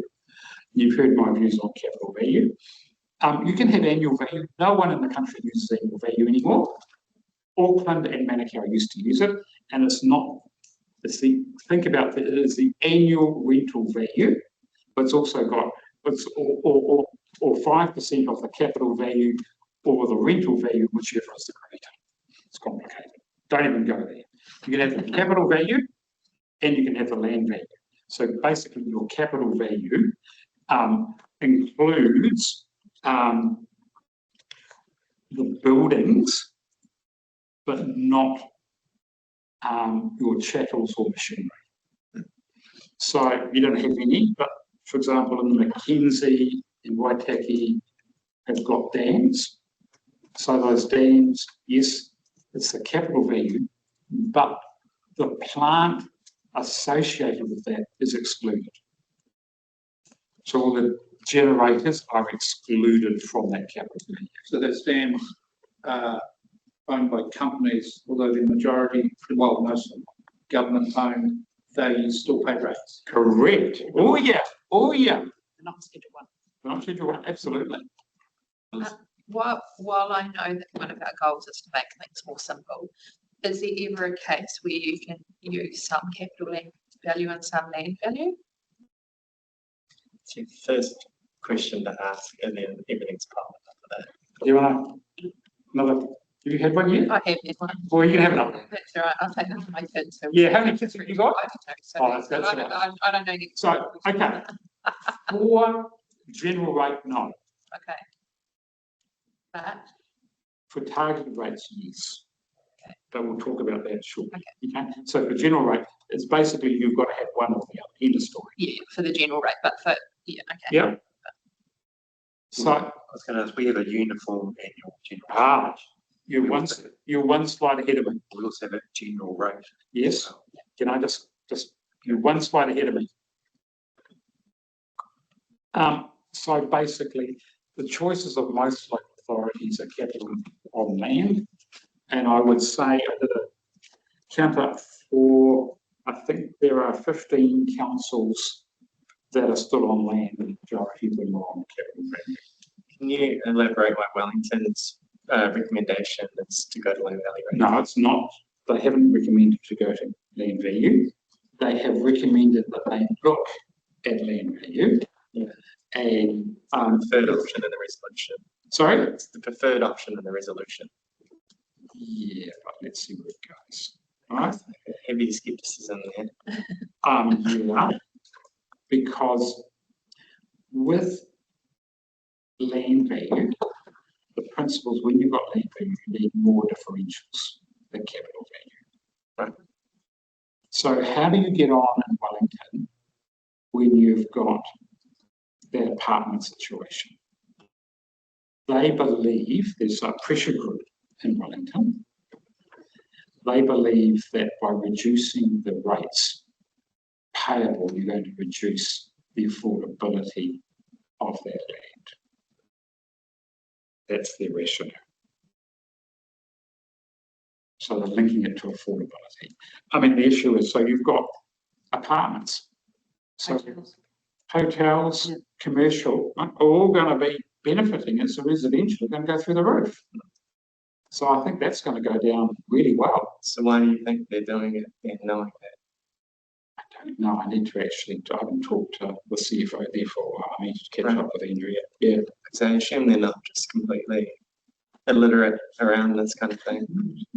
Maybe they have one councillor that's really into land. Really. Oh, no. I would have, right, I haven't done any detailed assessment. My view is there's a group of councillors and they do want to look at it. So doing a preferred option, then they actually can go out and say, here's all the advantages, disadvantages, etc., and consult on it. But I think they're going to struggle because of the impact of the commercial, and it's going to fall quite squarely back on the residential people. So is it a case of, if you understand what are they trying to achieve out of that, maybe it's other ways of achieving it. And I guess that this is when we come down to what are we wanting to achieve, what is absolutely, totally. Yeah. Because it can go down different routes. What I'm hearing is as long as we follow the process, really rigorously, it's very defensible. Correct. Yep. I'm not sure if that's the same with DCs because I think they're a bit more contestable. I'm not sure, but I'll leave that to the DC experts behind me, right? I'm careful what I say about DCs, right? But absolutely, yeah. And the only other thing I'd add about land value is it's really hard to actually estimate a land value. Yeah. Because it's when you sell your property, it's not bare land. So it's got an improvement on it. And therefore the valuers actually really struggle to try and figure out your sale, how much is land, how much is improvements. It's not like your sale purchase agreement splits it out. So they really struggle to try and find verifiable land value, and therefore it can create issues. Right. So the quantity surveys, the QB, they go through and they do the house, but they don't necessarily go that portion's the house. Well, they do, but I've actually seen it, right? It's quite crude, right? They do it on a square metre basis. It's on a square metre basis, right? And how they arrive at, I've got no idea what value you're asking for, right? But, and the problem is, Catherine's 100% right. When I sell my property, it's worth $1 million. But how much, when the person buying it, how much of it are they paying for my house versus the land? Yeah, well, every year your house gets, it degrades, right? Correct, yeah. But every year houses go up. Because the land's going up as well. Right. And so what part of it is the value of the land? Like, that's the point, I guess, principally, is that the land is the thing that's limited. Anyone can build a house tomorrow, but no one's making more land. So the criticism is that land's the only thing that has value. Outside of accounting for the inflation of cost of building and materials, but then that's not replacing like for like, because you're replacing an old house with a new house. So that's where the consideration comes from. Yeah, and when the valuers look at the capital value, they do look at the age of the property. And also when it was built or rebuilt, as the case may be. There's a few old houses that are barely livable that are worth $3 million here. It's not because of the quality of the house. No, it's because of the land. Absolutely. Yeah. But people can test their QV valuations. They want it to be lower when it's looking at paying rates, but actually when they're trying to sell the place, they want it to be higher. So that's the right.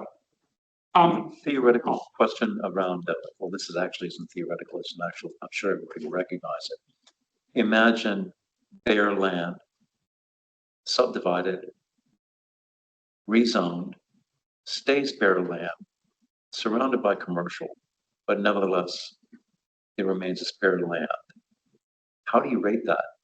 And in fact, in a place, and this is a policy question, where we've got a housing shortage, and you've got a bunch of sections that are being land banked, what's the right policy response? So they've got a targeted rate already. Yeah. And the question as I have is how effective is that targeted rate on reducing land banking? Right? It's a really good question. And the question I have, and I don't know the answer, it's my question, how much of an impact do rates have on the decision to develop or to hold that land? That's the $4 million, $64 million question. At a big scale, I'd say probably very little. Maybe as a small homeowner or landowner, you own a section, maybe that's that. It builds up. So and the issue then becomes you'd have to put the rates up significantly to encourage development. And sometimes someone's bought a piece of land, they don't want to sell it, but they can't afford to develop it at the moment. So by putting the rates up, all you're going to do is get them to sell it, and they may not. They may be prepared to wear that holding cost. That's the problem we don't know. I know of a bare piece of land in Tauranga, and I know the owner. It's costing him a fortune in rates and interest. Well, it's not costing much in interest, but he doesn't care. Huh? he's happy to sit on it. You could probably put 35 houses on it, but he doesn't care. So we've got to be, and I think we've got to, is it ethical to do that? Sorry? Is it ethical to do that? To restrain housing supply? Well, and it's profitable to do it. Oh, well, I don't think they're doing it for profit, right? What are they doing it for? Long story, right? Okay. Long story, right? And again, there's a whole lot of history. I know the owner, right? It was supposed to be developed. Anyway, let's not go. The issue, there's a whole lot of other reasons why that land hasn't been developed. And I don't know, and I don't know, you'd have to get some analysis done on what is the right level to develop. I agree, it's probably not ethical when you've got a housing shortage, but the question is telling there's plenty of actually empty sections, right? Yeah. Queenstown might be a different story. I guess our conversation is that, we're currently staring at the barrel of a lot of fast tracks, like over, 11,000 new homes that are not in priority development areas. Another 10,000 down in Kingston. So you've got, basically the council have created a spatial plan showing where growth should go. There's no incentive to grow there. All developers are using fast track to grow everywhere else. Yep. And the reality is it doesn't necessarily change the price of housing, it just changes the outcomes, which is people just live further away from centres, transport gets choked. It's just, yeah. I mean, the reason I am so interested in rating as an incentive, because it is a tax on property, is basically because if you look at the incentives, if I was a developer, coming to Queenstown, or an investor, I would choose the thing that made me the most amount of profit with the least amount of cost. And so I would choose to buy land and do nothing with it. That was in a place that could be zoned to do stuff with it. So inherently, that's the outcome that I want to achieve today. Is to go, how do I, how do we change that balance so that people who are sitting on land in the middle of a housing crisis, in the middle of a priority development area, aren't getting away scot-free with extremely subsidised, the equivalent of what they would be putting into those houses on that. They're incentivized to do so. I would just make a comment. When the earthquake happened in Christchurch, bare land obviously is not insured. So people that were in the red zone had no insurance. So the government didn't pay them out. So there is a risk, I guess, holding bare land. From if there's an event. Totally. So that's. I mean, it's a real risk, but it's literally the world changing, like the earth shaking, and there's never no risk. And then when you talk about people who've got land, and a few years later it's worth another $25 million. I mean, we're our own example. We bought land in Ladies Mile that's 15 million, and a couple of years later it's worth 50. And that's the whole intention around inclusionary zoning, is the value of that uplift. But I just think inherently ignoring that, for me, just feels like not addressing the big systemic issue, which is creating the outcomes that we're facing. So what's the point of having a conversation about it without daylighting it? And I don't think that necessarily land value rates has to be the right solution for it, but that's the issue I'm trying to solve. But so there's a couple of points there. So I don't think we ignore it.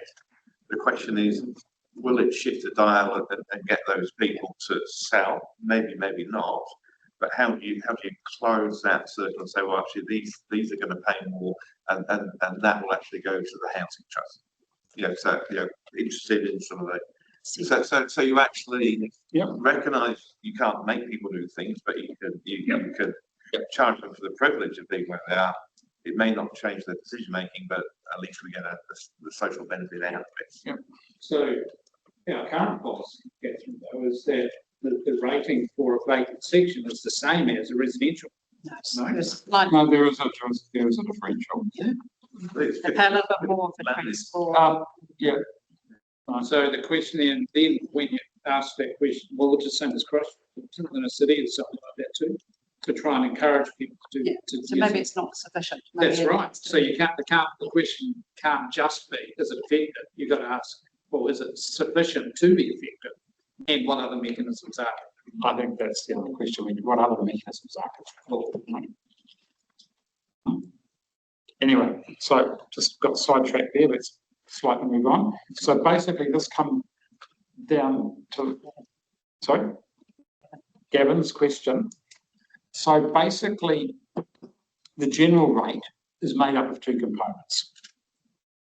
It's basically your rate value for your capital value and or your general uniform annual charge. Now, when Tauranga didn't have one, everyone thought it was actually at the same time they introduced this, they actually bought in uniforms for their staff. So the press got a hold of the fact that they're introducing this general uniform annual general charge. They thought it was for the uniforms of the staff.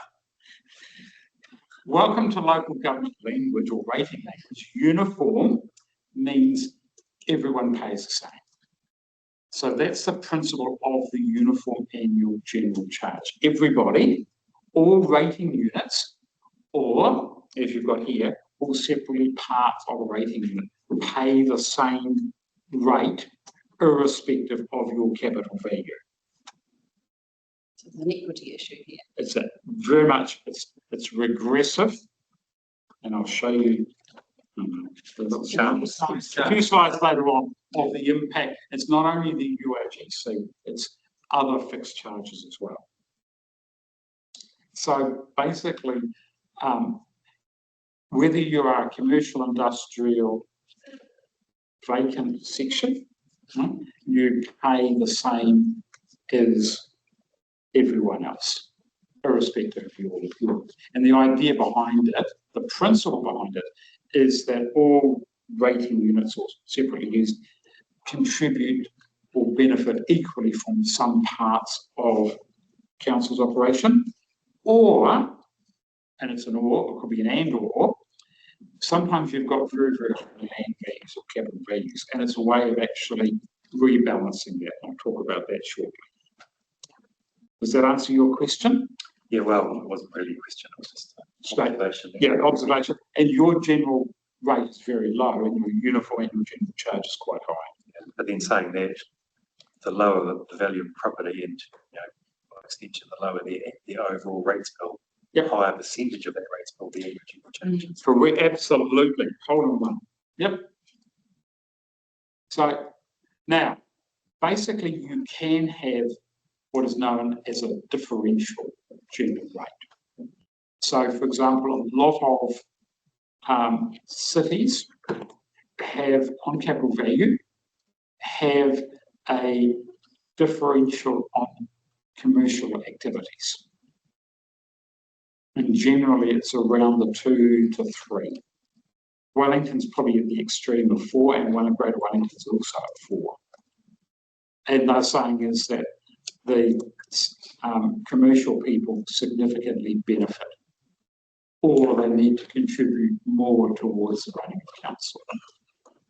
That's their rationale. So you can say is, and I did some work for Tauranga City. We looked at their roading costs, and particularly in Tauranga, where you've got a port that's not on the state highway, you've got dispersed commercial activities all around Tauranga, that the commercial businesses create a significant traffic need, which requires a response from council in terms of more funds being allocated. 2 is also when you look at the overall impact of those heavy trucks going through town, it creates congestion, it creates other negative impacts on council, so they apply a differential. And they also then went a step further and broke industrial out into a separate category, because industrial properties create higher truck movement and bigger truck needs than a commercial. So that was their rationale for having those differentials. So if you wanted to, you could put a differential that you currently do on your target rates on accommodation providers, all sorts of other, but you've got to identify who they are. But with any differential, you've got to be transparent. It's got to be obviously robust, and it's got to be durable. Now, why I say that durable is I saw a number of years ago, Far North District Council has got basically two distinct communities. The West Coast, which is generally a lower value, and the East Coast is your Paihia, your Russells, your Bay of Islands, the wealthy Aucklanders, holiday places. So you saw their values go through the roof on the East Coast. So they made the lawyers and the accountants got together and they made a submission to council. We need a differential to lower the impact of our rates, please. What happened 3 years later? Their values went down and the West Coast went up. So they had to reverse that differential, didn't they? So basically doing a differential based on revaluations is not appropriate. You've got to look at why are you doing it, what's your rationale for doing it. You know, and to me, I've got no problem in developing a robust rationale as part of this process for the appropriate properties. But you've got to identify why you're doing a differential. And if you're doing a differential on a general rate, yes, then you can look at the global impact. The global impact, yes. Rather than something that you might be expecting to target on. Or is there a best practice actually you don't want to do lots of targeting and you should maybe be more nuanced in the general rate? Well, that's your split between target and general, which we'll talk about next time is what's the right split. But whatever you go, if you're having a differential on the target rate, the same principles apply. Moving on. So basically, in terms of your differential, here is an extract of Schedule 2 of the Local Government Act. So basically, you can say is the use. So if you're using use, you've got to be able to identify who's using that land.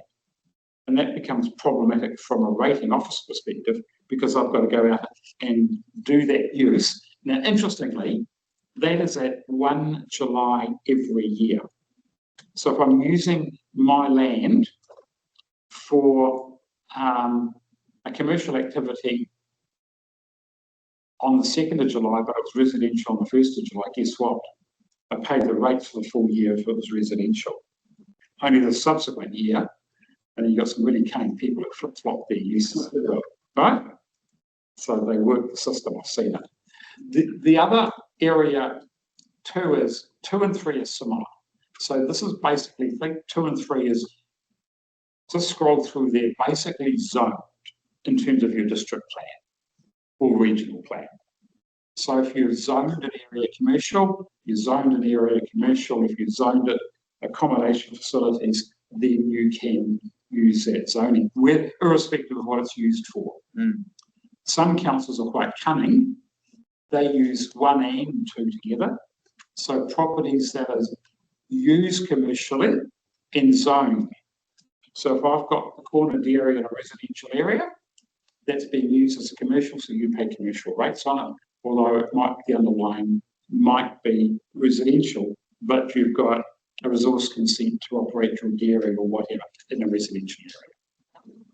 So we have areas where we have zoned for high density. Yes.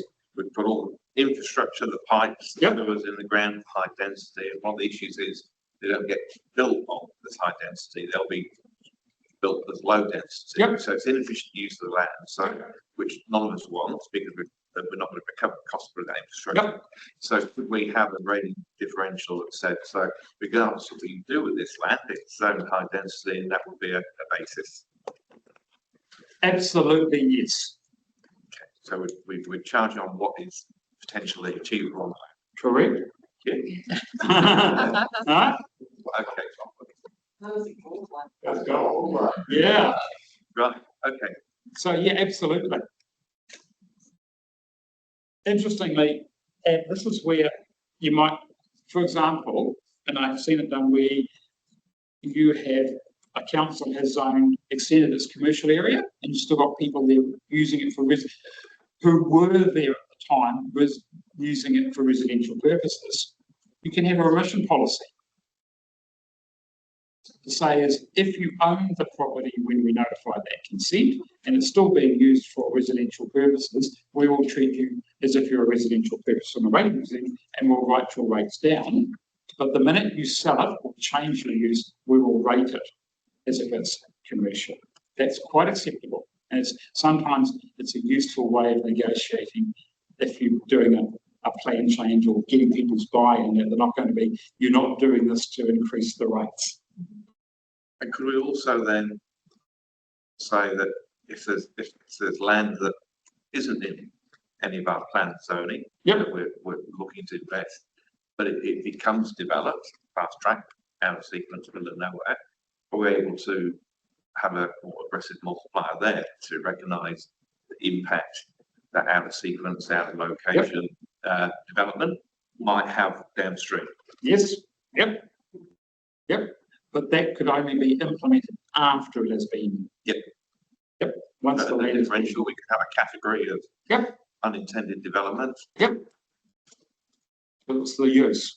You have to talk to Jonathan whether it meets that criteria, but I wouldn't see a reason why we couldn't have that debate with Jonathan to say, is that feasible? And he give us the right weasel words to put in, right? Because it's about, part of the growth context is how can we incentivise the things we want to do and recover the costs from the things that we don't actually want to have. You could also put a targeted rate on as well.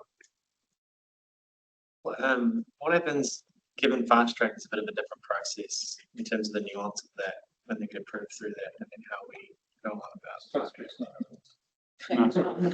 It's not in the plan, but it's actually the land which is being used. Right? Because not to be used, but once the land has actually gone through the fast track, it's now being used for that purpose. So it depends how you define what their use is then. It could be not actually.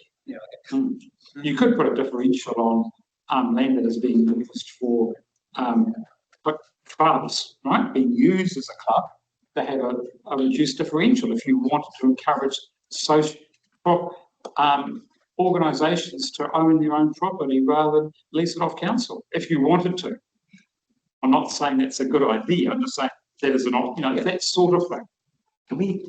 Is it possible to have two policies that encourage different things? One is you don't want the place that's zoned for 3,000 sections to be latent. And so for that, you have you have one policy, and then you have a use policy for, grandmother who happens to live in a residential property that's also commercial, but you are taxing her. So you have a contradiction there. And so land banker can challenge you in court on a differential policy. So I wouldn't use it by differential. I would use the grandmother example. I'd use a permission or postponement policy. Okay. So use a different mechanism so you work out, what are we trying to achieve here? Then identify what's the best way of achieving that. Is it a differential? Is it on general rate? Is it a targeted rate? Bearing in mind targeted rate's got a link back to an activity.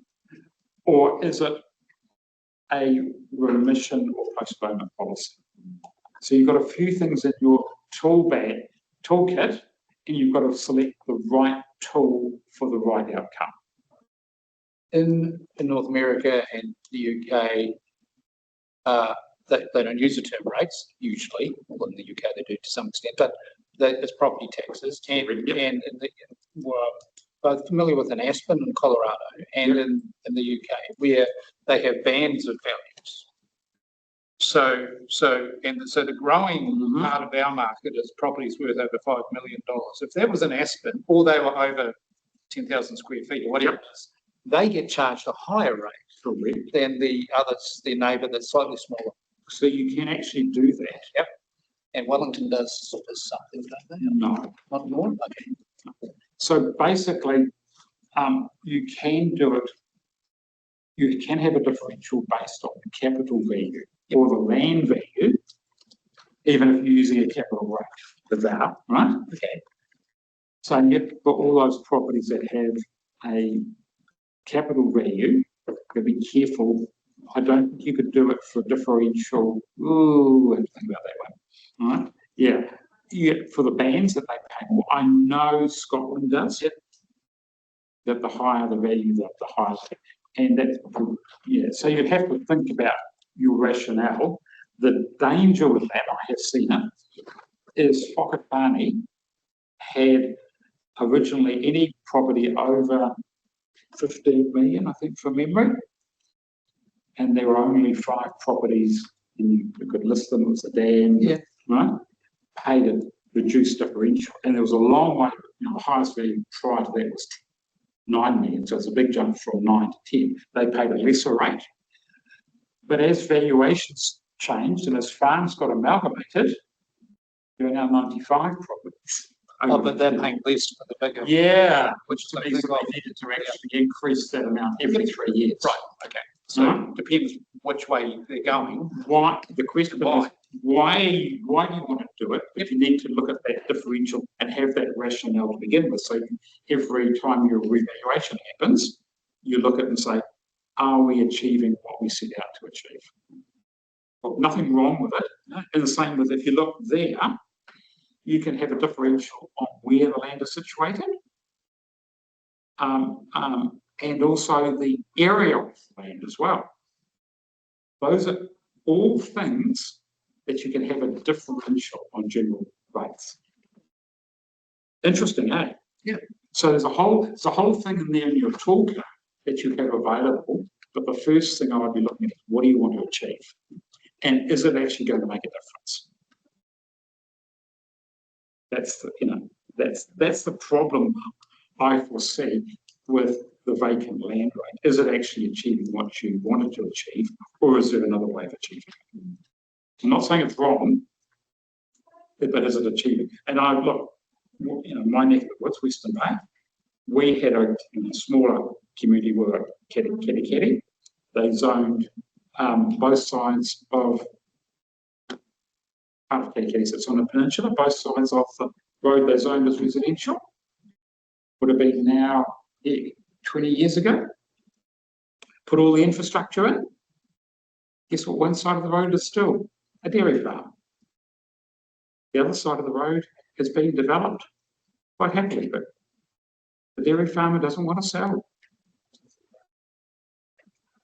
because he's making more money out of dairy farming than he would if he actually sold his property for residential development. Is that true? So I would go back, how are they Dairy rated? farm, How are those two sides of the road rated? Identical. On land and capital, because Western Bay's got a funny system. They do their general rate on capital value, and they've broken their 2 rates down into their rolling rate on land value. My family had a dairy farm for 90 years. And then my dad sold it, and a few years later, the Watercare bought it for 4 times the value that he sold it for 3 years prior. So the only time he ever made money farming, arguably, selling it to council. Yep, you got it. Yep. So I'm surprised to hear that he's making so much profit out of dairy farms. That would be a bit more lucrative than. I think in his mind. Right. So it's not a profit motive; it's more of a personal motive. Yeah, and when it comes to personal motive, they tend to dig their heels a little bit more too. Absolutely. Right?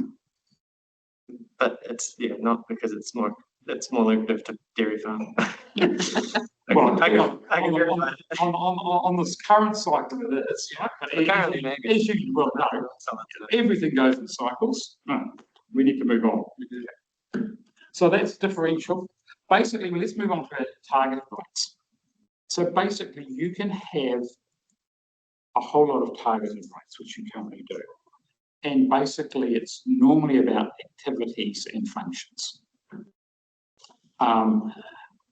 So the issue then with a target rate, it's about your judgment decision on who benefits from that activity. The issue I have is a lot of your targeted rates were based on the benefits when those targeted rates were actually put in place, and are they still valid? That's the question. That's the question I have. And also, you can use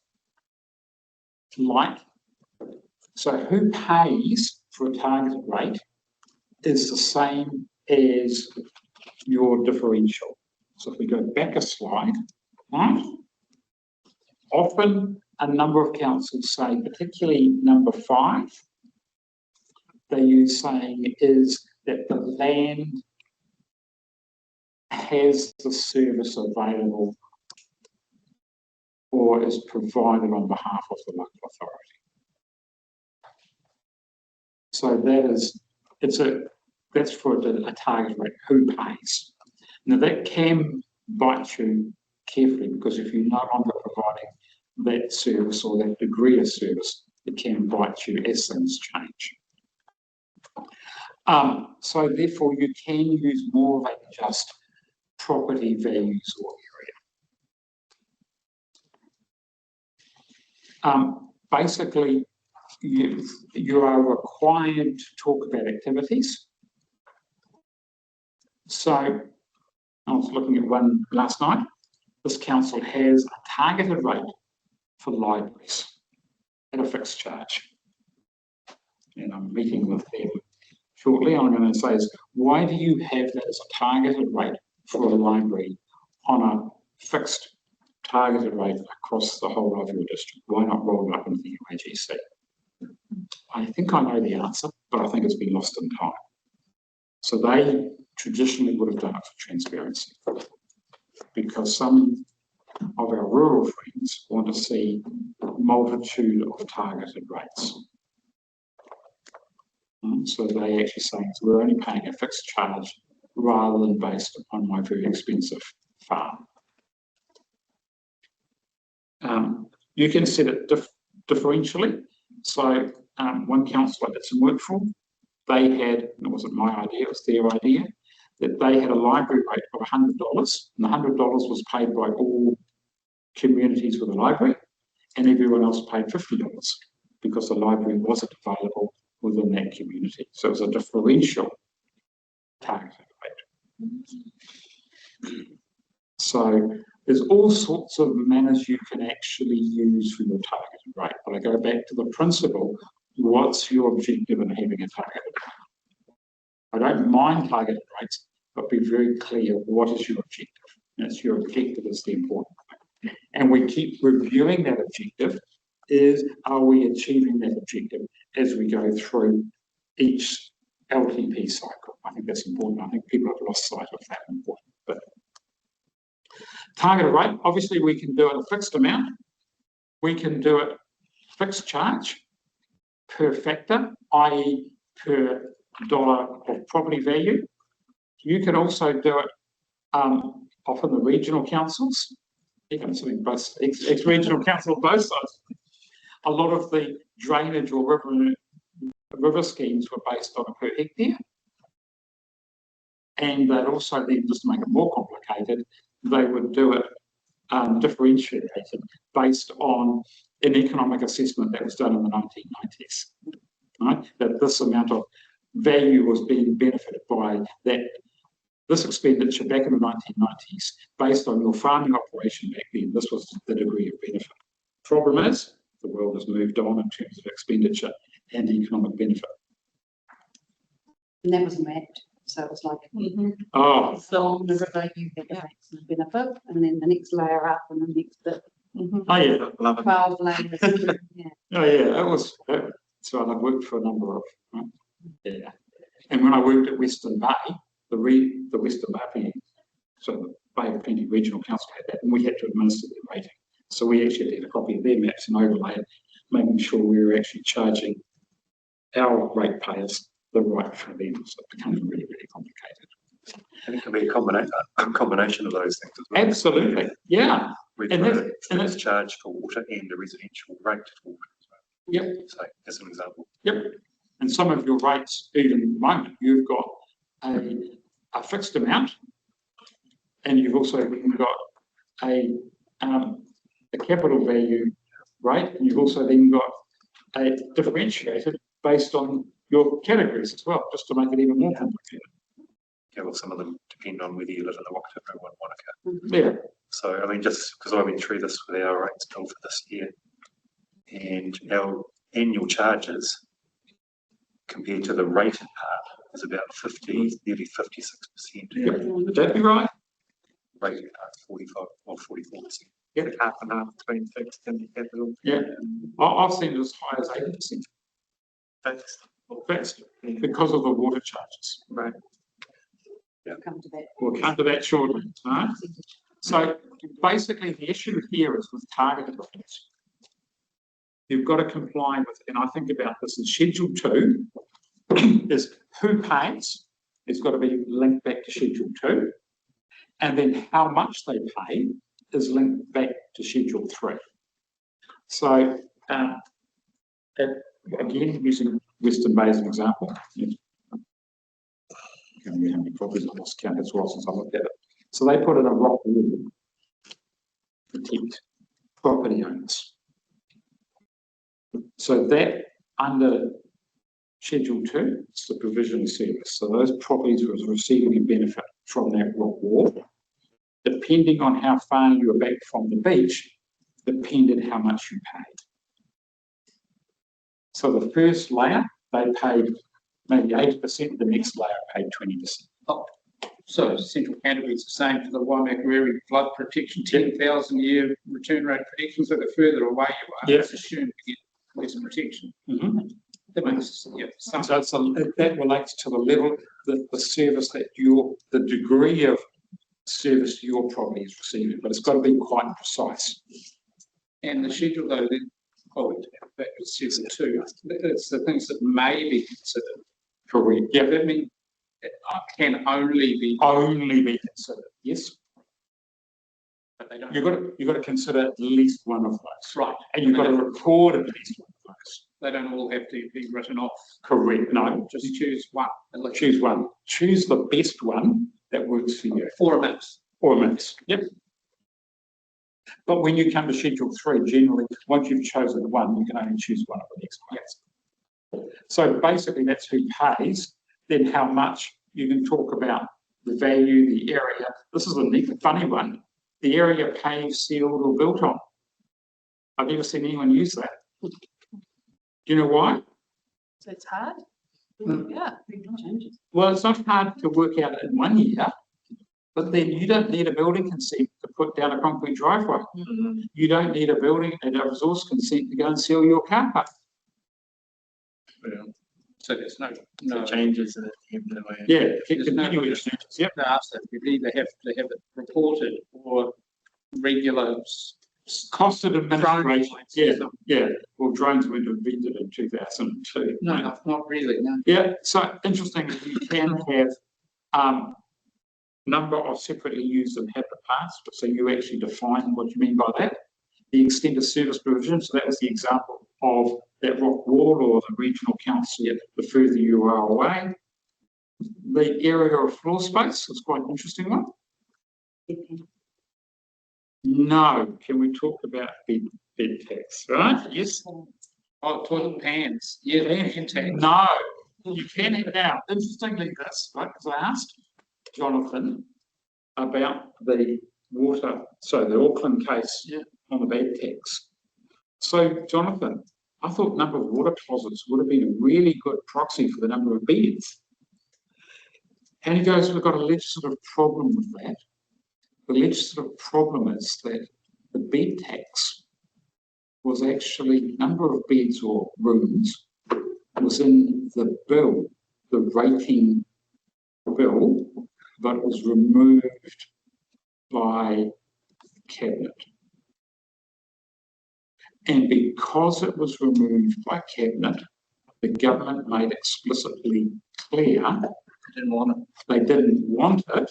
Therefore, you can't use anything else that is a proxy because you're going against government's intention of the Act, which was news to me. I didn't know.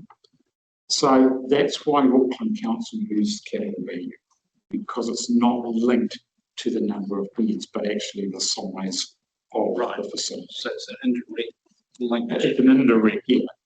Assuming that there's more beds or the really expensive ones. Correct. Yep. Interesting, eh? Yeah. So I thought, when I saw that, I thought, why do they use number of water closets? Number of toilets indicates, each room's got its own WC generally. It's simple. No, they would run into legal problems. But very, very quickly. So that's something to, The water metering will address that. well, yeah, so you're allowed to use water. So interestingly, PANs are a legitimate mechanism for a council, but it's only for commercially properties. Properties that are used commercially, all right? So the debate I'm having with one council, so we've got a whole lot of Airbnbs. Are they used commercially? Interesting debate, yeah. And if they're used commercially, technically you can charge them on number of water closets. However, they go to a CCO. So the water services, but the Rating Act, when we look at the number of water closets, a residential property can only be charged one water closet, irrespective of how many loos you have. Well, sorry, there's only two of us living at home. We've got 4 loos between us. We're not using any more. Right? That's the principle behind it. Just because you've got, and in fact, I know, for example, we've got a family place at Waihi Beach. We've got 4 loos, right? Originally we only had 1. We've got no more or less people than we only had 1 loo. But a commercial where you've got those, motel units, hotel units, often pubs, etc. Restaurants are required to have so many. Schools are a problem. Yeah, there's been cases of that. Well, the interesting thing with schools is there was a Donnelly bill, and that basically limited the amount of how many water closets you could actually charge per school. And that didn't proceed, but a lot of councils have actually given up. They do it by way of differential. They say for this school, you might have 15, we're going to charge you for 5, but it needs to be explicit in your funding impact statement. It gets complicated, team. Right. So basically just repeat, right, oops, repeat it. Right, here's your rates assessment. Your turn, Vanessa. Oh, this was just to show. Yeah. So we have residential, we have commercial, and then accommodation. It's just to show how complex the rates are. So for residential, you can see simply, this was just someone we picked randomly, how many rates they actually have broken out within their bill, that they're trying to understand what they're paying. And that currently includes water. Yeah. I remember seeing, I'm not sure if we still have it, but for the event centre, there's obviously an annual charge for the event centre. And then there was another line item which was to cover the shortfall in operating costs due to residents using it. And there was another line item which was a shortfall in operating costs due to the visitors using it. And I'm not sure if we still split it out that way, but it just seemed weird that there was like for one thing you've got 3 different charges. Probably one of them fixed, one of them's Yeah. each time is a different factor. Yeah, and it needs a separate line. Yep. Because they're targeted. Do you see much differential user pays fees across the district? Even like rec centres, for example, if you live here, you pay $600 a year. Can I be blunt? Yes and no. Well, I don't know if that's blunt. No. Why? The likes of cities, so for example, Napier City. Yeah. No. Hamilton City got 2 rates basically. They've got the general rate and the UAGC.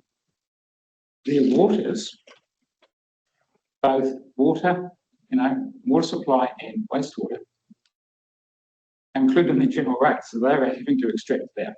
So that's the extreme. A lot of rural councils, I think Waimate is probably the best, right? That I'm working with, they have got all sorts of different recreation rates across different parts of their community. And what it is, it comes back from the rural people saying is we don't use those facilities. That's where it's come from, rather than, I would imagine, probably going back in the day, this was both a mixture of use and you've actually got different communities like Wanaka and Well, to help sort of contextualise, for every one resident has 63 visitors. So there's over 3 million people that come here a year, but only 50,000 people that pay for the services. Yeah, I know. Yeah, I know. Unique situation. Oh, you. Well, yeah, exactly. In terms Yeah. of properties. Yeah, you are. I wouldn't. You are almost unique. Almost unique. There you go. Huh? Got close. Yeah, almost unique. I mean, there are a few other councils that have similar issues. Yeah. But yours is probably the extreme. Yeah. The similar issues, Yeah. right? For sure. Nikki, your question. Thanks. Yeah, it's more a question about like, oh, some feedback. Yeah. Okay, sorry, it's hard to talk because I have the feedback, but yeah, just how do we ensure transparency if we were to pull it all into general rate and general charges? Because this does show, you know, everything that you're paying for.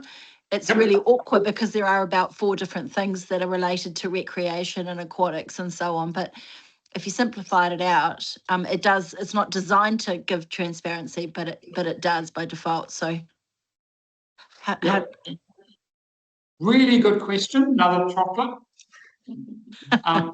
There are 2 ways of doing it. You still can have a number of target rates, or you can, when you send out your rate notice, you can break your rate notice down to say your general rate is made up of the following activities, and based on your capital value, this is how much you're contributing to those activities. Great. So it's actually not on the targeted, it's not on the assessment or / invoice, but it's on the back of the assessment that actually points that out. And you are required, you're required to do it anyway. So, but also, if you are really clear as to what the purpose of the rate, then I'm not saying is you shouldn't have target rates. The problem you have is you've got, at the moment, seems to have multiple rates for almost identical things. Almost identical. Exactly. Yeah. Thank you. Right? I'm not an anti-targeted rate person. Although, you know, this is your call, not my call. And my job is to provide you with all the options and for you to, and all the advantages and disadvantages, and you make the call. And I think the problem you've got at the moment is some of these, oh, well, I know they are, they were based on historical assessments. And then you've got your similar, is that your commercial, right? And then accommodation.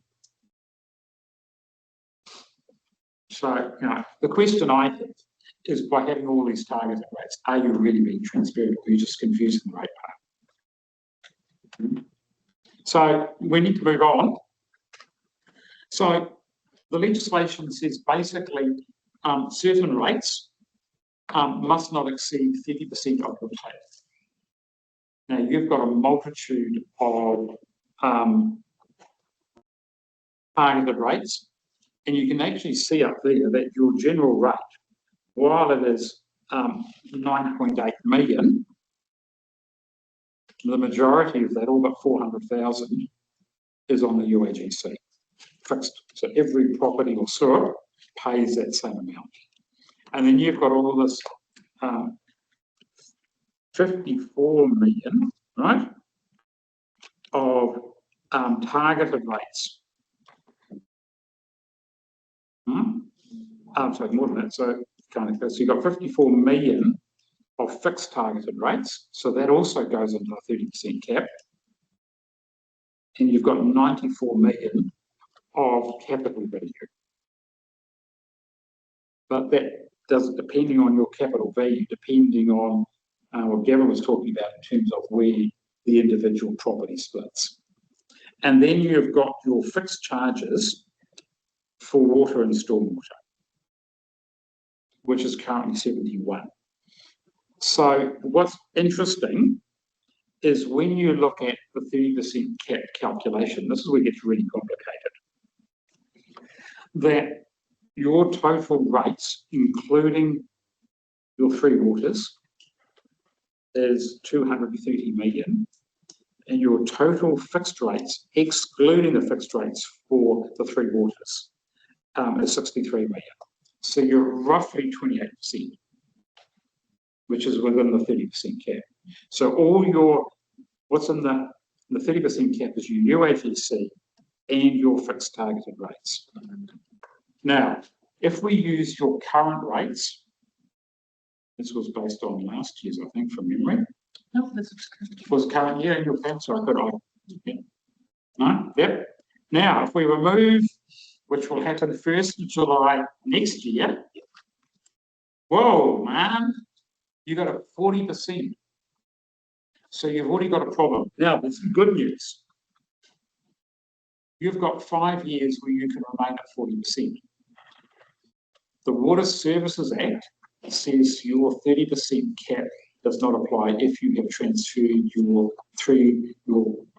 waters to a CCO. Can I ask my question? Absolutely. So, so the 30% is set by the local government rating act. Correct.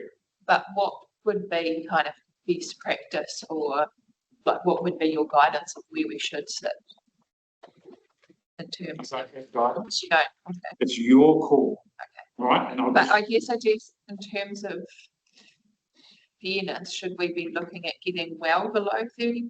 Well, legally, you'll have to be below 30% of the trade. Yeah, no, I get that, but it's more about. Where's your target? Yeah, what should our target be? Can I just show you my next 3 slides? Oh, yes. All right, yeah. And then you make the decision. Can I ask what is the actual risk of going over 30%? Why did they establish a 30% limit? It was to stop the poll tax. Oh, okay. Or the equivalent. Or basically, they're saying is reinforces the principle that rates are a gross property tax.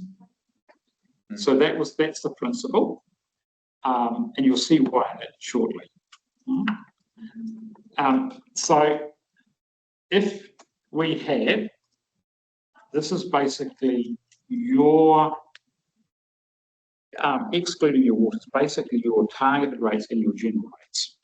And as you can see on the graph, forget the values, but the higher the value, obviously with no fixed rates, the low value pays next to nothing, and the super high value properties pay a lot of money. If we had Margaret Thatcher's poll tax, everyone, irrespective of their value, would be paying a fixed amount, which is sitting at a pretty high level, because of just the high rates you've got per property. And that's not a criticism, it's an observation. And that's because of your, was it 1 point, how many visitors do you get per year? Over 3 million. Over 3 million. So you've got 3 million people coming in, and you've got to pay for that somehow. Is there a good way to compare? Because often people do, oh, when I was up there, they don't pay that or whatever. So what would be the best way to say, because you can look at the number, but that doesn't tell you what that number's buying for somebody in this area. So if we chose to have lots of libraries, because that's what our community wanted, there'd be a higher rates potentially from a community, the community decide they don't want one.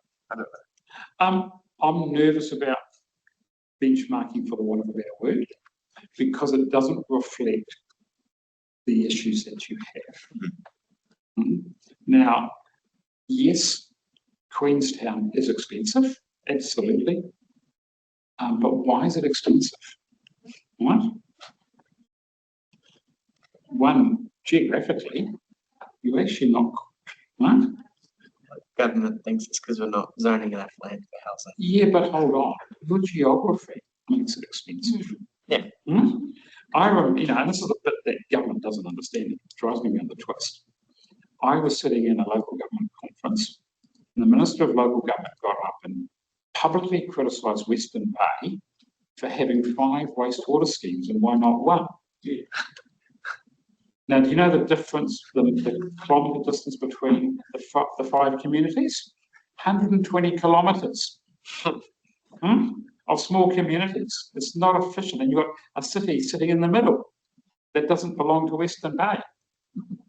So, hello, that's the problem we've got.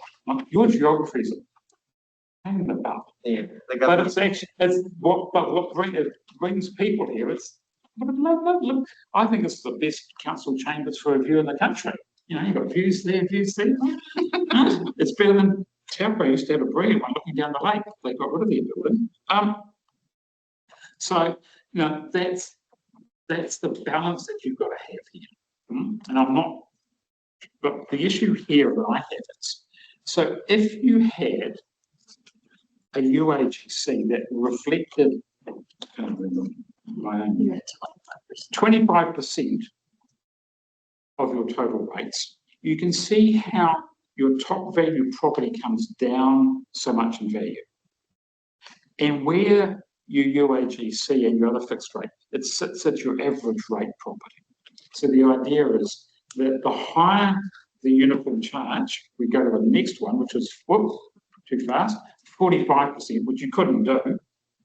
You can see the dramatic increase in your low value properties, but also the high value properties, and you've got some, but not every property is high value, would see a significant decrease in the rates that they pay. That's the impact of the UAGC. So somehow you've got to get that balance for what's appropriate for your community, bearing in mind it is going to affect your high value properties in terms of the amount they pay going down, but it's also going to have an impact on your low value properties. So you've got to get that balance right. What is appropriate over the long term for your community? And I don't have the right answer because there is no right answer. Okay, so that's a decision. That's a decision that we need to make kind of through this process. Absolutely. Actually setting a goal for that. Yep. This is a really interesting slide, actually. The only comment I'd say is I'm not sure there's any properties worth 200,000 in our district. Yeah, I don't think there's any land for that. Well, it's not a capital value, right? Yeah, but again, it's just, I did it for demonstration purposes. It's very useful. I hear a lot of people say about New Zealand that we have a wealth tax in rates, because everyone's talking about wealth tax politically, and it's the only real avenue that we've really explored it, but it's been around for a long time. Other than the bright lights. But so in getting back to kind of the question I asked earlier, but so where there are, I think Cody asked about absentee landlords or owners. So in most Australian states, if not all of them, they now have, and partly driving Australians to invest here is their absentee property tax, which they identify through administrative means, which is not hard. But, well, it might be more difficult here, but they then charge a significant, but that's done at state level, like 2% for properties over $1.5 million or something, depending where you are, and then 1% over 6 million. Is that available?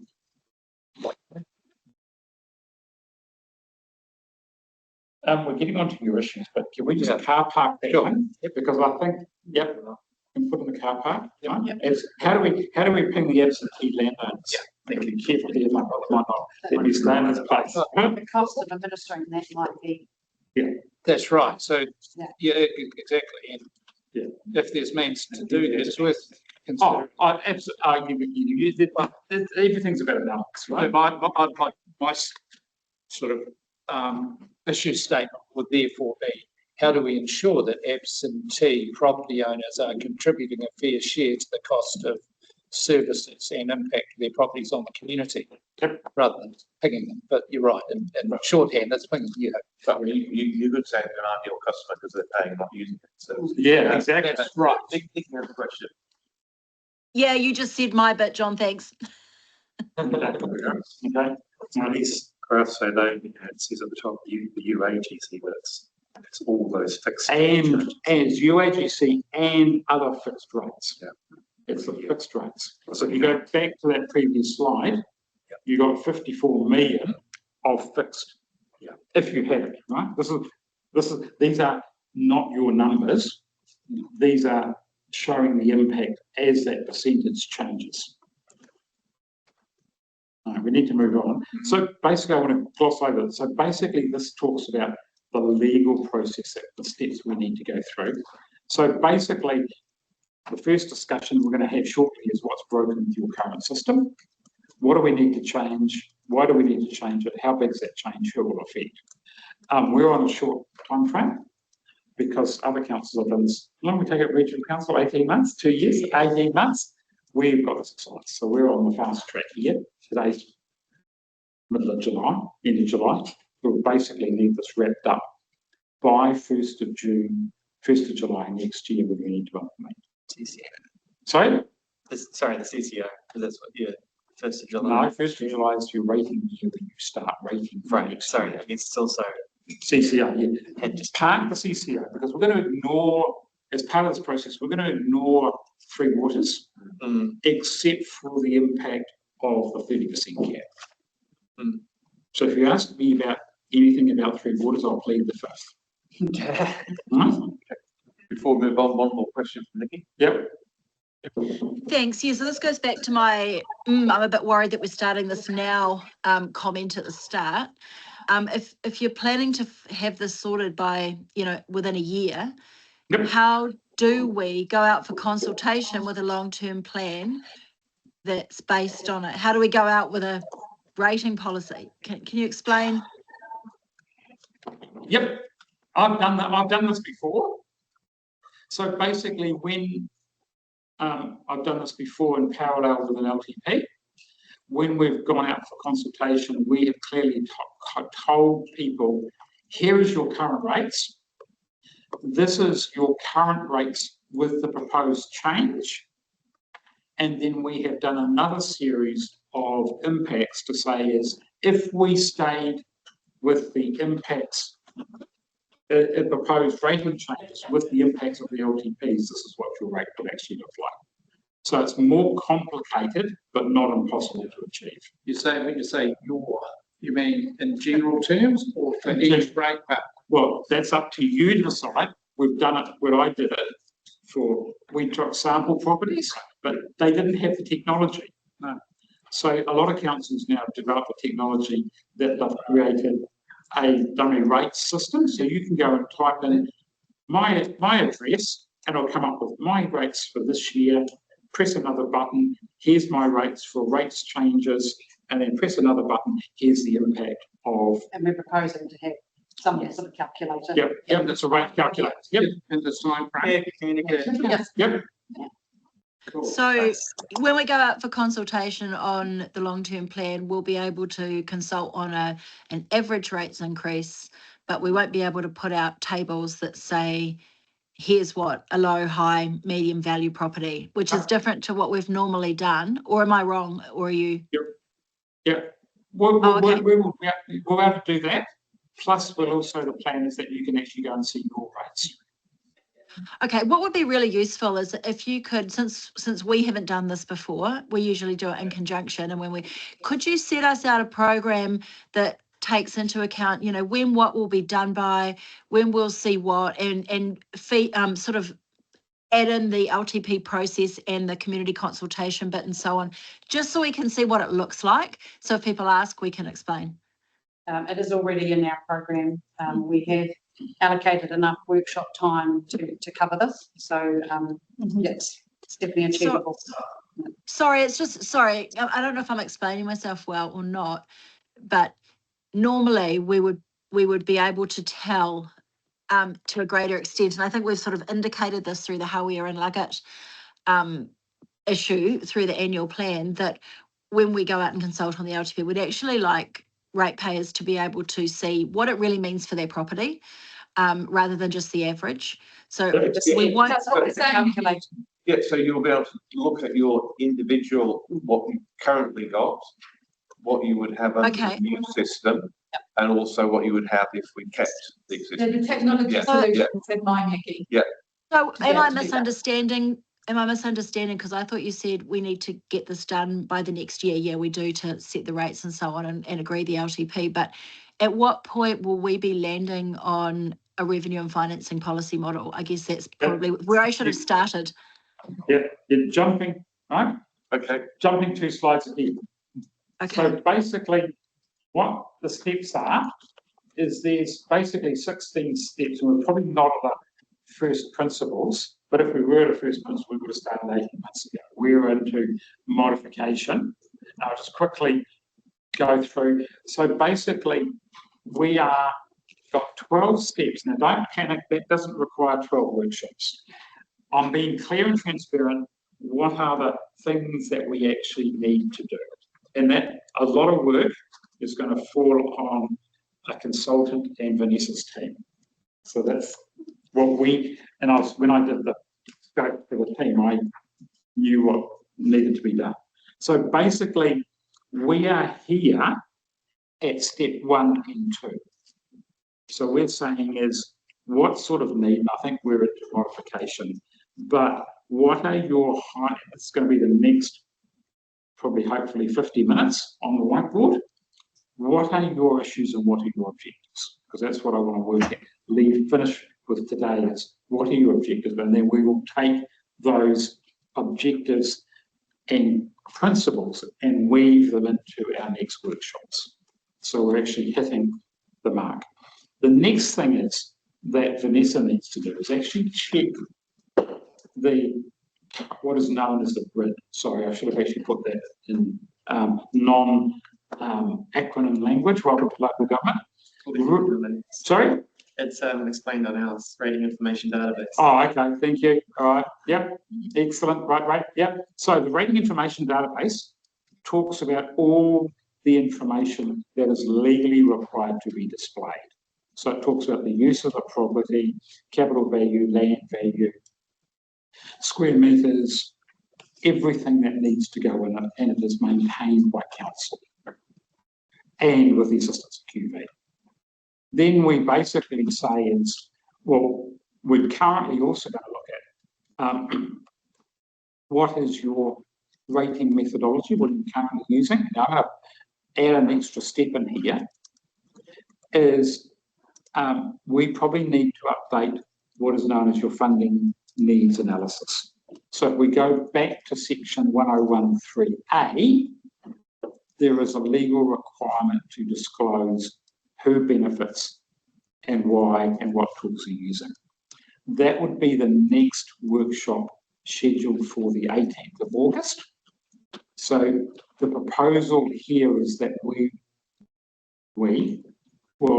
I will go through it and say, here are some highlights of areas that I think are of concern. The staff will do the same.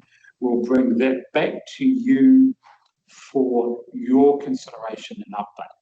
Compared with some other councils, I think your funding needs analysis generally is okay, but it probably needs to be refined in terms of what your objectives are today. From there, we then do our first lot of rates modelling, which is basically number 5. And then we look at what rates are changing, and I would say probably significant. And then the next, that's probably over 2 workshops, because we probably need to do the first lot of modelling, and there will be a whole lot of changes. We won't get it right the first time, I guarantee it. Also, I might put some provocative examples in for you to consider as well. Do you really want to do this? We'll consider Mitch's suggestion. Can we look at targeting absentee landowners? What does it actually mean? Can we legally do it? How would we go about actually identifying? Because does the rating information database, for example, how do we identify absentee landowners? The fact that they have a postal address outside of the district, is that an absentee landowner? Right? Who? Someone on the council, someone lives outside of the district, are you an absentee landowner? Arguably I am. Pardon? Sorry? Arguably I am, but that's not, yeah, you couldn't trace it. Yeah. I'm not named in it, but Yeah. that's another story. Yeah. So, you know, and again, right, are they the good, actually, to be our absentee landowners, actually the perfect customer because they're not using all your facilities? I don't know. Yeah, that's right. But, you know, we've got to have it. Yeah, that's Anyway, right. that's the sort of thing we need to talk about. Yep. Then we need to sort, this is where Nikki comes in. Then once we've agreed what our preferred option is, because we've probably got, what, 4 workshops, I think. So we will have by October your outline of your proposal, which we will then be developing. What does the information that we need to then talk about for consultation? And bearing in mind that consultation won't happen until February, March next year. We've got a long time from October to March to refine that consultation. But my aim, in terms of my timeline, which I'm happy to share once we've worked out what we need to do following today, is to have this wrapped up by Christmas in terms of ready for consultation by the end of November. Does that help, Nikki? That's great. The only other question I've got is just the other aspects of the revenue and financing policy, like, you know, our approach to depreciation and so on. When do we address those? Financial strategy. Yep. So that sits currently in the revenue and financing policy. No. Well, there is a section of it in there. Yeah, there is a section. There is. Nikki's right, but it shouldn't be there, right, Nikki? Right. Okay. Right. It shouldn't be there. I hate that in revenue and financing policies. Right. That's great. Thank you. And I hate funding and depreciation. Just put it right. I need to talk to the team on that. Right. I know a little bit more than the average poo bear on that. Well, that would be really useful to get a bit. I think we'd appreciate a discussion at some point on. Did you say depreciate a discussion on it? Appreciate a discussion on it. Yeah, thank you. Yeah. Anyway, I'll talk to Catherine. I'll probably overset my mark at the moment. That's all right. Pardon? Put it on the parking lot? No, I think it's completely set. Okay. All right, you and I can talk about it. What we want. Right? I was just going to say, just in terms of timeframes, we do have to wrap this up by Christmas. Yeah, that's what it's called.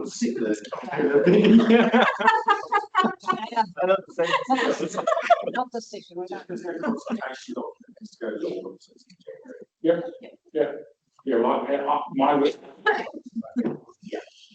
Our last workshop is scheduled for November, the Royal Hour. Yeah. Oh, look, if we haven't basically by the end of our October workshop, if we haven't nailed it, by then we're in trouble. And I mean, just for everyone's awareness, we're just in the process of expanding the size of the October workshop to allow really a decent amount of time to go through this detail. yeah. We're allowed an additional workshop on the 8th of November. Let's worry about that after. Right. So basically, when you look at the 12 steps, a third of those are about consulting with your community. And then actually going through the rates process. So let's move on. Basically, I'll forget that. Right. What are your issues? Now, this is what I have identified and the team. We need to consider the 3 water impacts and the impact of the URGC, maybe I should have said 30% cap. What is the future of local government hold with Head Start? What are your neighbouring authorities doing? And is it actually going to negatively impact or positively impact? Bearing in mind I'm working with both Timaru, Mackenzie and Waimate, and that's a fun debate. But for me, the philosophy is you need to put something in that is robust for your community as in total. That is going to survive a change in local government. Now, not many people know this, but it's even Google didn't pick this up. I did some work for the Local Government Commission 12 years ago with the Wairarapa proposed amalgamation, and they asked me to review what would be the impact on each individual council's rating system if we amalgamated. After a whole lot of investigation, do you know what I said? Nothing. The current system of each local authorities can be amalgamated into one without significant change with the tools that they currently have. And so Auckland was a different kettle of fish, where you actually had a significant number of different councils. But so I go back further in time, back to 1989, which was the last time there was any significant amalgamation of councils. A lot of councils kept the rating systems in place of the pre-89 councils in place until about, funnily enough, until about 96. So I think you've got a 5-year window that even if you did amalgamate the whole of the councils, that what we put in place now will last at least 5, if not longer. And if you've got really good rationale, it should last even longer. So I'm not too worried about the future of local government from a rating perspective. I think you've got some old terminology which we've talked about, you know. We've got this word in through the document called uniform annual charges. Well, that hasn't existed since 2002. Okay, they're called fixed targeted rates. So we've got a whole lot of old terminology. Your rates appear to be based on services, not benefits. So we need to, and also we've got public versus private good. Well, as I said earlier on, we actually need 3 categories, not 2 categories. The fun one is you've got a number of, you know, your differentials go, I've got 13 differentials. Oh my goodness, I have never seen a council with so many differentials. And the question is, are they still valid? And are they efficient and effective? Are they achieving what they said? Bearing in mind, you're currently only doing $400,000 worth of general rate. And then you've got your multitude of targeted rates using both fixed and capital value. So why are you doing that? Is that still valid? It might be still valid, I don't know. But for me, from an outsider looking in, I couldn't understand it. You've got the growth and the associated costs. So I'll leave that to Natalie behind me. No, on that, right? You've got public parking, transport costs and recoveries. I understand you've got one of the highest parking charges in the country, which we'll have to benefit from next time I'm here. Right? You've got the unrecoverable direct costs from tourism and visitors, and are you recovering enough from fees and charges and other mechanisms? Don't know, we have to do that assessment. Catherine's alluded to, what do you want to do with your dividend from the airport? You've got different impacts of the district, e.g. Wanaka and your rural areas. You've got Glenorchy. You've got all sorts of, you're an interesting district to work for, right? Right? Not quite unique. Pardon? Not unique, but interesting. Yeah, interesting. Well, put it this way, you know, you've got similarities with other districts within New Zealand, but you've brought them all together. See, Taupo have got similar issues. Ruapehu have got similar issues as well. Ruapehu have got ski fields, but no one wants to stay in Ruapehu. They want to stay in Taupo and drive for the day. So you've got similar, you're not 100% unique. You've got similar, but it's the accumulation of your issues of it. And I never say it's a problem or a challenge. A challenge. Challenge is about opportunity as well.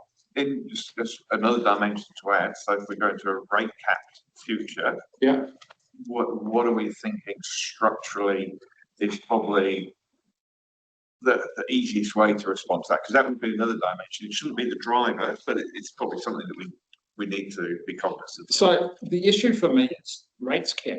Are we going, well, the first issue for you to consider as a rates cap is your growth component.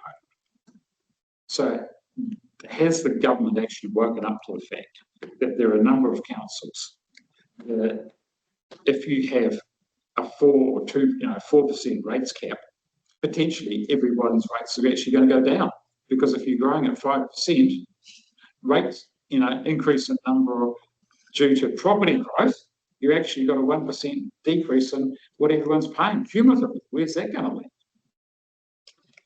It's quite interesting because I always thought the rates cap was on the percentage increase of each individual's rating bill, but the way you're speaking is that's actually a rate cap on the total amount of rates you can take. They haven't said what it is.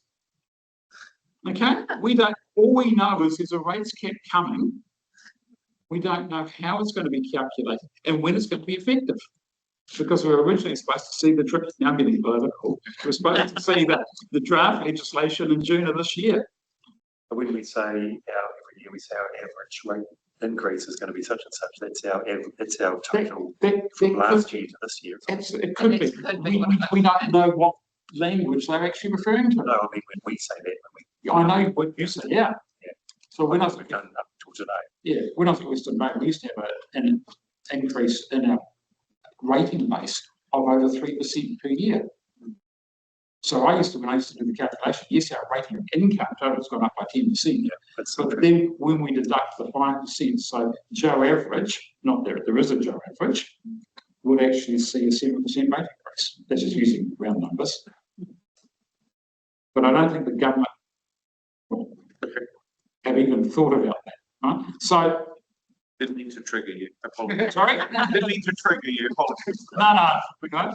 But we share your. Well, I'm sure you share, right? I haven't anyone who disagrees with me yet. So basically what we need to do is we need to update the funding. It's in summary, we're going to update the funding needs analysis. We'll bring that back to the next workshop. We will model those options. Then we will bring that back and then we'll look at the overall impact, which is that section 1013. So have we actually got the right mix? Are there groups such as your absentee landowners that should be paying more? Are there operators that should be paying more or less? I don't know. Huh? That's what we will do. Now, parking lot is absentee owners, but what are your issues for the last 40 minutes? What are your objectives? Well, Nikki's got a hand up, so I'm going to go online first. Nikki. Oh, thanks, John. I was just going to just add to your list of known issues. So I guess, yeah, here we go. Just housing affordability, obviously, that's stark, I think, compared to elsewhere, not new. Also, I'd like consideration not just of the costs of public transport, the fact that we don't have any for many parts of the district. And I don't know whether it's a thing or not, but in considering the use of grand facilities in Queenstown, like recreational facilities, just the consideration of, and it sounds strange, but winter driving conditions and the fact that you're crossing a pass, it really separates those parts of the district. So I just wanted to flag those up because they were in my mind. Can I rephrase your issue? It's your different communities in terms of accessibility. Huh?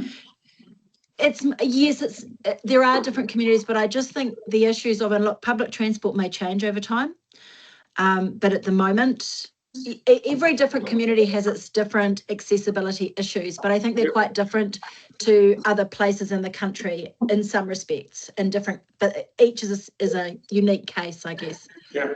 Is that the sort of thing that we need to think about as well, if we want to future-proof this, that not only might local government boundaries change, they're just artificial, but that that if public transport does improve markedly, then we need to take into account that currently, as Nikki's suggesting, some parts of the district don't have good access to some services, but they will improve in future. So we need to be able to be relatively adaptable. Yep. Depending on the cost of them, I guess, because sure. Yeah. Yep. Thanks, Nikki. Q. I think what we're asking in parking lots first principles, and so put your hand up for a vote. So my vote, and this has been very illuminating, would be to make this less regressive, more progressive. And what you told us is that a poll tax, fixed UAGCs, fixed charges are regressive. We've got huge wealth differentials here, and somehow we need to mitigate that in our rating policy. And so for me, my vote would be finding ways, and I think this, if I was sitting in Catherine's skin, I would say, well, if we had 100% UAGC, that would make my life really simple. And targeted is much more complicated. But targeted, if we do it right, is fairer, is better for the people on more modest incomes, and is progressive. And when we look at the second homes, we can also use that to target those second homes. So, I'm afraid I'm going to sound like a bleeding socialist, but I'm in favor of moving in that direction. Okay. Can I put my hand up? I'm a bloke capitalist. I've actually got a second home at Waihee Beach, right? Family, right? But I would say we've actually only got 2 modest homes, right? We don't have a 4 million. Yeah. Right? And that's right. And we actually use the one at Waihee. And this is, I'm not shooting you down at all, I'm just saying we've got some challenges here. Right? We use that place at Waihee Beach 30 to 40% of the year. We personally, right? So that's a challenge we've got to get our head around, right? But you've also said that getting, Sorry? if we would just go to 100% targeted rates, we'd never have to worry about the 30% penalty. Oh, if we went to a pure, now interestingly, there are 2 councils in the country that do not have a UAGC or fixed rate to that degree. Hutt City and Wellington Regional. Canterbury's got a very low. You're very low, yeah. But I think when we come to the less regressive, absolutely. We need to put it on the table. I think when we come to the holiday home, this is a really difficult one because let's say like an old A-frame in Arrowtown, the same family from Invercargill has been coming up every summer, every long weekend, every school holidays. It's probably in the 3rd generation of that family. It's a second home, there's no permanent occupier.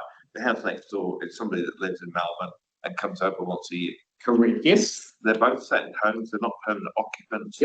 One is probably has social license, the other one probably doesn't. So I don't know. So that is the challenge, isn't it? So where does social license fit into? So that's and then we're getting, that is political, but it's also judgmental. I think it's also, it speaks to the distinction that you were making earlier. It's the, what is the perceived impact beyond usage of services? What is the intangible impact on our community of that model? And I think what I would also just urge you to all encourage you to think about is the social mix we have around this table and the prevalence of second homeowners, and think about the people who are not sat around this table when we think in this. Quiet. We don't have second homes. Some of us are here. There's a disproportionate balance. There's you do, Go if you like that. I think some of the issues is we have a lack of tools to understand rating. When I went to the community, the last annual plan, and tried to dissect how it was all calculated, it was quite confusing. And there was some really smart people leveraging AI to unpick it. But that's not on that list. So I thought I'd add some more. I think our planning goals don't match our incentives. So I think, we have really grand ideas, but given that the free market delivers on it, we don't sort of pair that with how we rate in order to create the outcomes. And I talked to a mentor and I was like, is it always about money? And he's like, well, no, it doesn't have to be, but if you want it to be enduring, it has to be financially beneficial. And so I think it's incumbent on us to orient in a way that has a social policy. Development contributions have provided a challenge as well. They've gone markedly every few trainees, and again being criticised from both ends of the spectrum. But I always liken it. They go, if you don't pay enough for the ticket to enter, then you've got to pay more for the subscription service once you're in. And yeah, I think previously, it's not the fact that like I want to rethink everything, but I think I want to sort of stay focused on what system we build, what the outcomes end up being.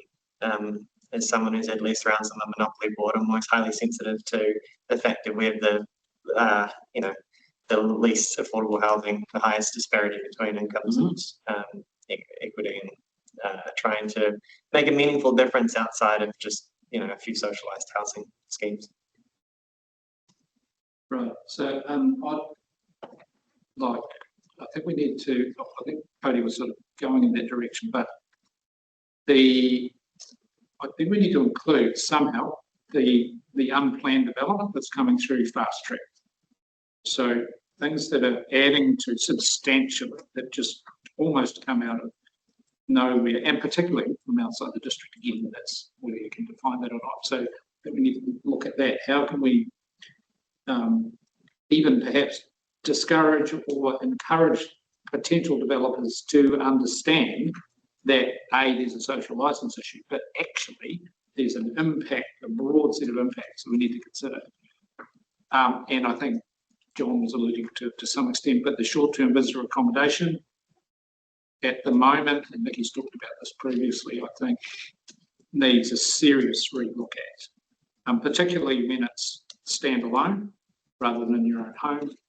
And then a really smart use of, Heath's not here, but smart financing. So use of remissions to encourage the right activities and higher charges and probably rates to discourage those activities that we don't want. And because one of the things that I think we need to think about, it does come up, particularly in the media, perhaps, but also conversations, because journalists are people too, but they is this concept of ghost homes or ghost communities. So we have part of the peaks and troughs we have is that we have homes that are sitting here empty much of the time. Not helpful, there's a significant proportion.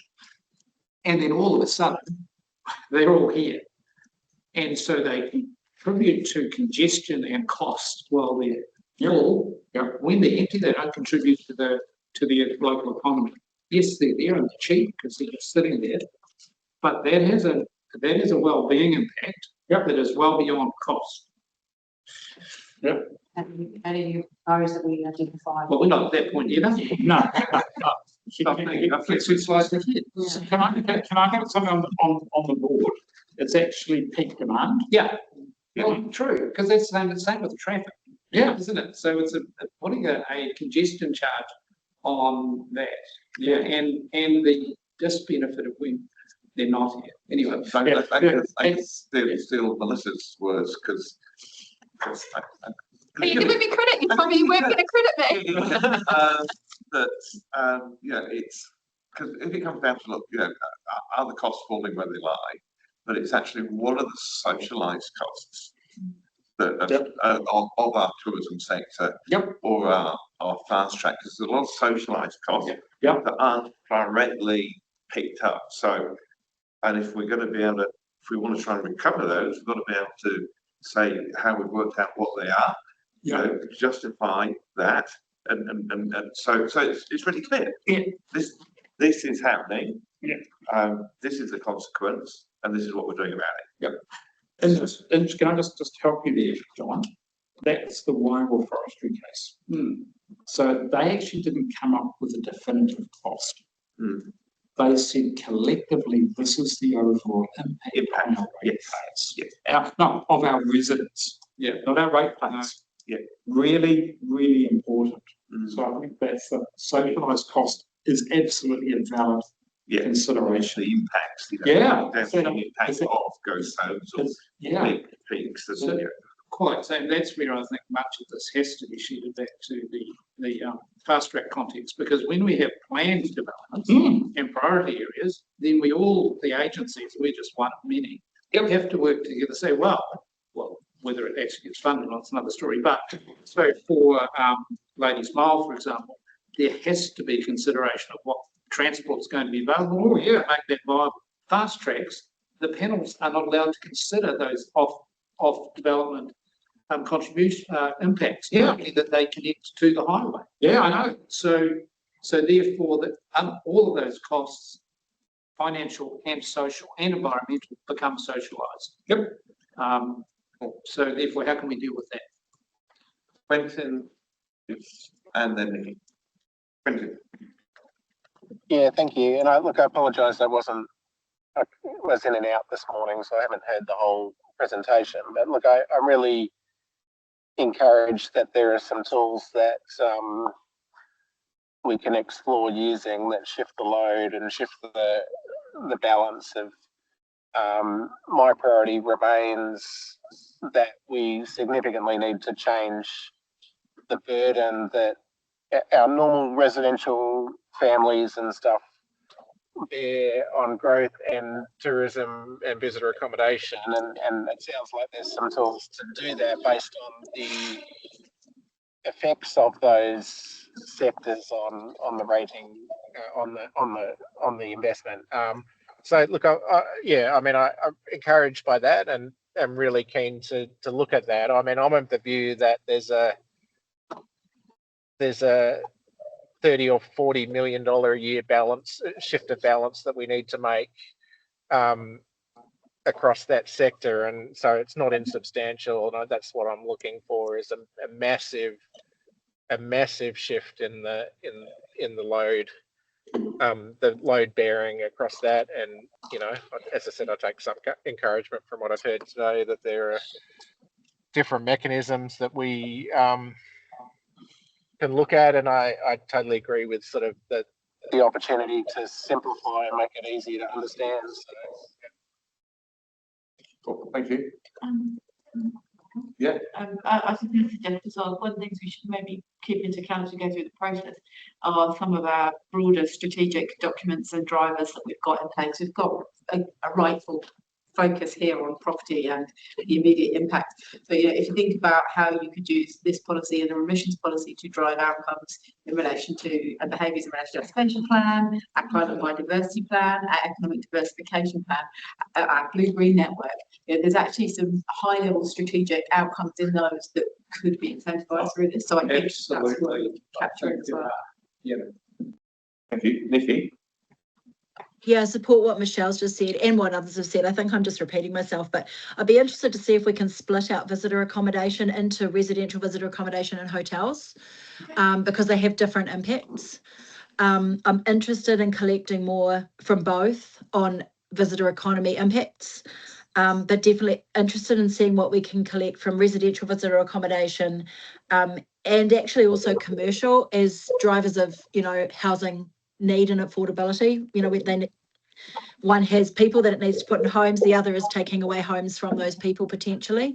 So if we were doing something like using the Lynch block land to give to the Housing Trust, just as an example, I don't know if you can do this, but whether the value of that land, if that's something that could then be funded by rates on those types of properties. I mean, how can we get really creative, and then we would have the money back that we could invest into something else.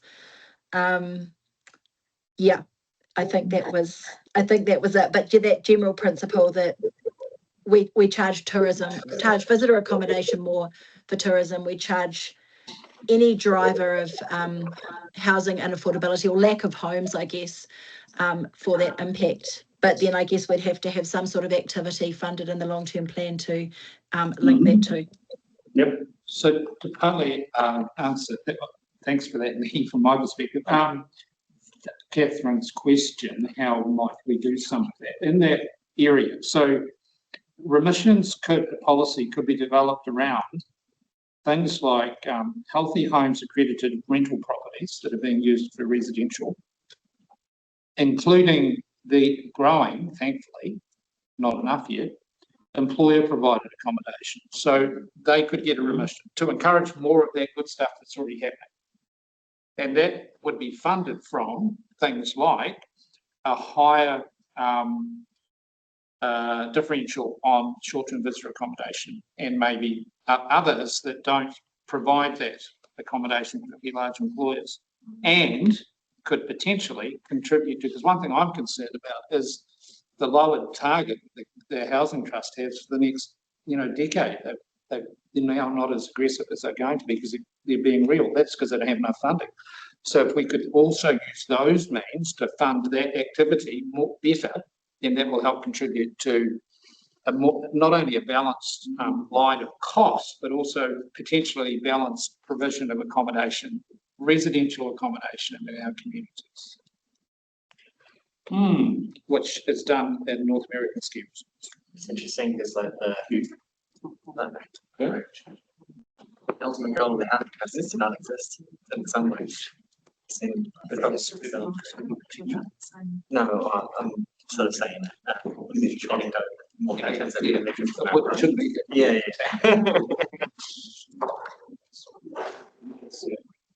Yep.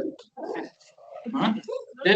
That's possible, right? Everything is possible, just to the degree of possibility, right? Right? I just channel the one who isn't able to be at TEP. I think would say this if they were.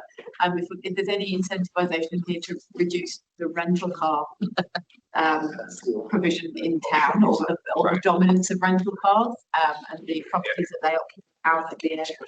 I think if we were to well, that's what I'm saying. I'm being vague, but I think if it was on the parking lot, that might be worth coming back at some point. So this is your unused rental cars and Used rental cars. Way too many rental cars are not paying their way. How can we make them pay? I think it's more about traffic. no, you can't. No. Yeah. So where? Okay, They're on large fields, large lots out by the airports. Right. So they're actually stored here. They're not just passing through. So why aren't the rental car companies using them? Is it because they have peak demand? Because along comes summer or winter, they suddenly need them, and it's cheaper for them to leave them here than take them away and use them somewhere else, or bring other cars from the rest of the country. The other thing that comes up often in conversations around ratings is what is done overseas and what is possible and isn't possible here. So historically, the conversations around what happens in Cornwall and Wales, where if you're a second homeowner, you're not from the area, 300% on your rates, as opposed to what a local. Yeah. Just try and incentivise people to stay locally, for first homeowners to buy locally. Yep. In the town they're from. Historically, we've always been told that's just impossible under the rating system. So John Keith made like 150 grand a year, and it's Hawaii. Oh yeah, my heart bled for it. Rolled out elsewhere. Yeah. I mean, I don't know if this is the QAC dividend, because that question was asked. Yeah. I was thinking about it a lot. I think it would be a great opportunity to use that as a strategic land investment fund, so that we could use that dividend to buy future land needs for social infrastructure, whether it's exporting or community services, the other stuff. But would you tie it to a location? no, I think from what I've heard, it's always been a thing that we've tried to have in the LTP, and we've recognised the deficit throughout the district of where we've needed to invest in it, but we haven't had a mechanism to really make those strategic proactive investments, because it's never been a priority from the overall capital program. So I was like, maybe that's an advantage of having that injection of funding to then put allocations on different bits of land, because ultimately if we then need to sell it, it's always an improvement anyway, so that value is still. It raises an interesting question for me, what gets done with the dividend, because of the question around Monaco and how that's used and what dividend land does or does not generate. So if you're using the dividend at QAC in one way, does that change some of the decision making that local people in Monaco might make about potentially?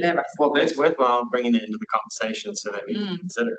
That's an interesting point, given the feedback we're getting from a few residents about the, and one was in the news last night, so on TV1, but that saying that there is, the growth is happening significantly at Queenstown Airport and has been being managed at a much lower level at Wanaka. So therefore the benefit from Queenstown Airport should accrue here and should be managed as well as zero. And because that's where the impact's happening.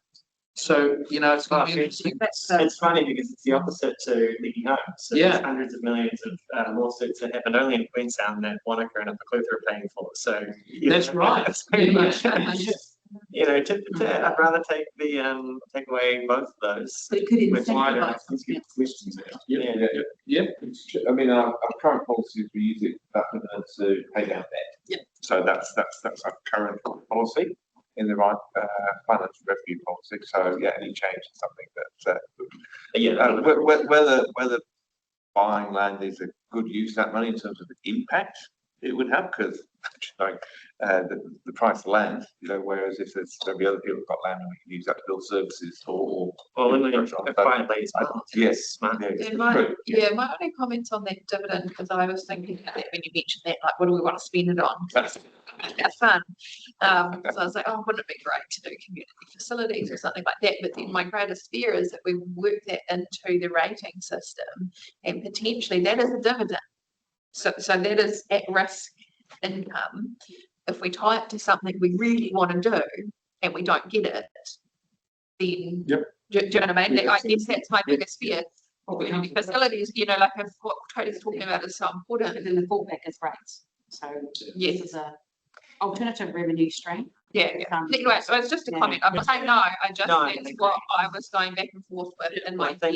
Part of it was like, to daylight Ladies Mile is the thing. It was a strategic piece of land that we thought we'd buy, 15 million, now it's worth 50. So it's like, at the end of the day, we haven't developed it into a community facility. We haven't lost the value of it. We've tripled the value of it. So, and that can then be reinvested to offset rates in the same respect. So it's not losing the value of it. It's just having a fund that we currently don't have because of the capital constraints. That's a capital. Yeah, So building this capital. it's building. Dumb question from me. You probably get our staff. How many people do you think come via the airport compared with other means? Well, that's been worked out. Yeah, I was going to say 40%. Yeah. Only 30%. Between 30 and 40. Yeah. And most people drive. Most people drive. It's not rental cars here. Yes, There's some. What were your thoughts? I got no thoughts. So my nickname at Western Bay when I was there was the sponge. So this is my soaking up of stuff. Yeah. So I'm just soaking all this up and saying, okay, what are the options that I can bring back to you? Right. So again, if we're future casting, then there is a risk, perhaps not particularly serious, but that if any point a large international airport is developed, that tariffs, that has implications potentially correct for the dividend we're getting here. Massively. Absolutely. Yeah, that's cool. Well, given that your name was the sponge, what would you do with the 900,000 people who come to the airport? Would you tax them in one way or another? It has to go back to the airport if you tax them. That's the question. This is the problem with the funding model, right? You go to Stewart Island, you pay a visitor levy. You do. Under a bespoke piece of legislation. Yeah. Rotorua, how does Rotorua Airport? Is that just, that's for the airport? That was it. They finished that, but they built landing base. The airport basically there's nothing in Tara in Rotorua. It used to be. Yeah. Channel Islands, one of my other little problem clients. Yeah. Right? They have got, and it's unique, they've got a fee and a charge for every kilo of goods that either arrives by ship or departs by ship or by aircraft.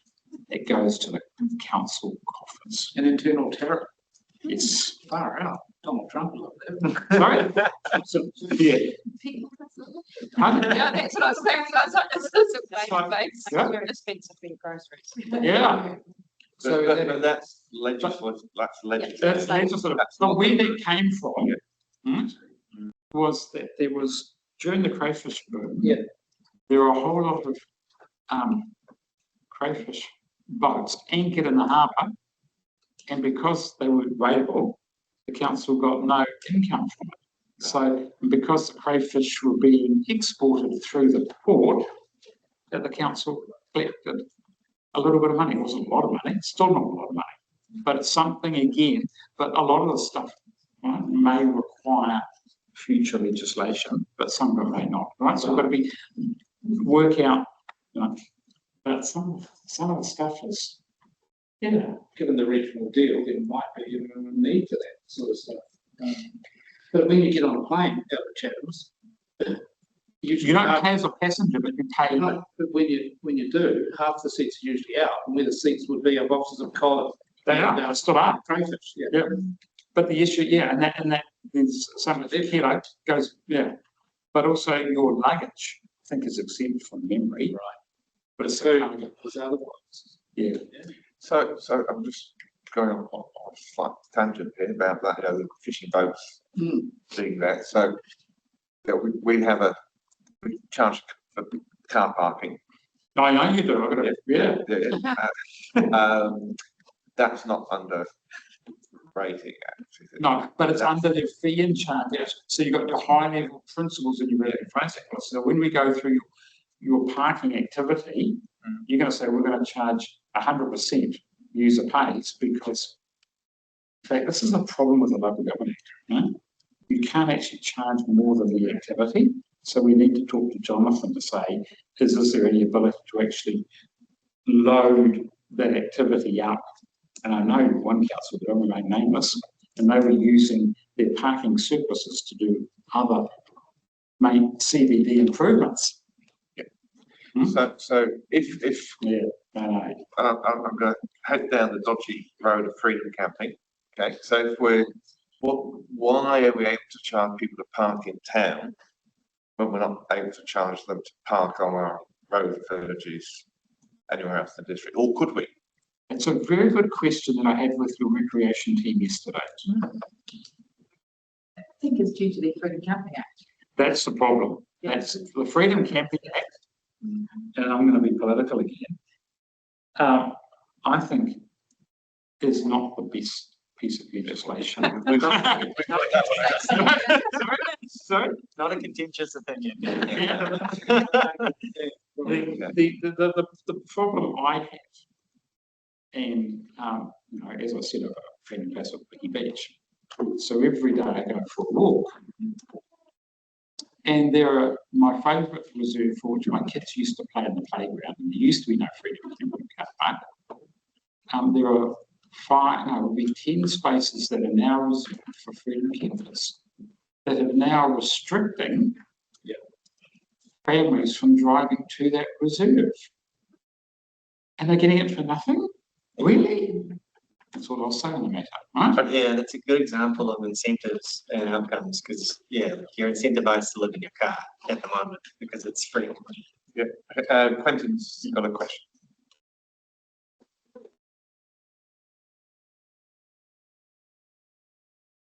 Oh, you're on mute. Sorry. Yeah, just going back a touch. I mean, you touched on the benefits of the airport being assigned to, you know, the people that wear the cost of it, so to speak. And while I'm not completely opposed to that, I think we need to be pretty careful. But I actually do think there's a case to really boxing out the two parts of the district, because by doing that, we actually free the Upper Clutha up into paying for and looking after its own issues, I suppose. And you know, that runs to prioritisation. You know, that we're not second. We've had the problem in the past of we're always been second or never to getting the facilities or whatever. It's like, oh, first we've got a high priority in Queenstown, we deliver it first. But if you box out those the costs and you know, more clearly, it actually frees up the program to deliver, you know, at the right time or ahead of time or on parallel. So, you know, I'm not opposed to that, but I think we need to be super, as Cody said, you know. You know, it's perceived to be a Queenstown problem. you saying So, you dropped out. so anyway, I mean, I just wanted to touch on that, but sorry, am I missing something? Did I? No, you just froze during Okay. humorous moment from Cody. So, You said, as Cody said, and I was getting ready for some, self gratification, and then nothing happened. So I was like, what did I say? What is the reinforcement? And then it came back. yeah. Okay, so it was to do with the leaky homes bit anyway. But Yeah. Good point, Cody. Okay, but thanks. the bit that I haven't heard a lot about, and as I said, I apologise if I wasn't, is the differential pricing component. You sort of talking about car parking. Is that do you have a view on the differential charging to say, can we actually really distinguish between residents of the district and visitors in all the pricing and fee structures that we do, right down to paying for the swimming pool and car parking and things like that? Would you have a comment on that? Legally, you probably can, with fees and charges. I can give you a really bizarre example. So in Waihi, which is very close to Waihi Beach, now Waihi Beach is Western Bay and Waihi is Hauraki district. Waihi Beach does not have only got a recycling centre and a little bit of green waste. The nearest transfer station is in Waihi. So if you are a resident of Hauraki district, you can ring up the council and say, please register my car as being a local car. So when I go to the transfer station, I get a 25% discount when I front up on the weighbridge, but it requires number plate recognition. So when you go into the car park in here, if you are registered administratively, it's going to cost. So I register my car as a local car. When I go through your car park, it's got number plate recognition.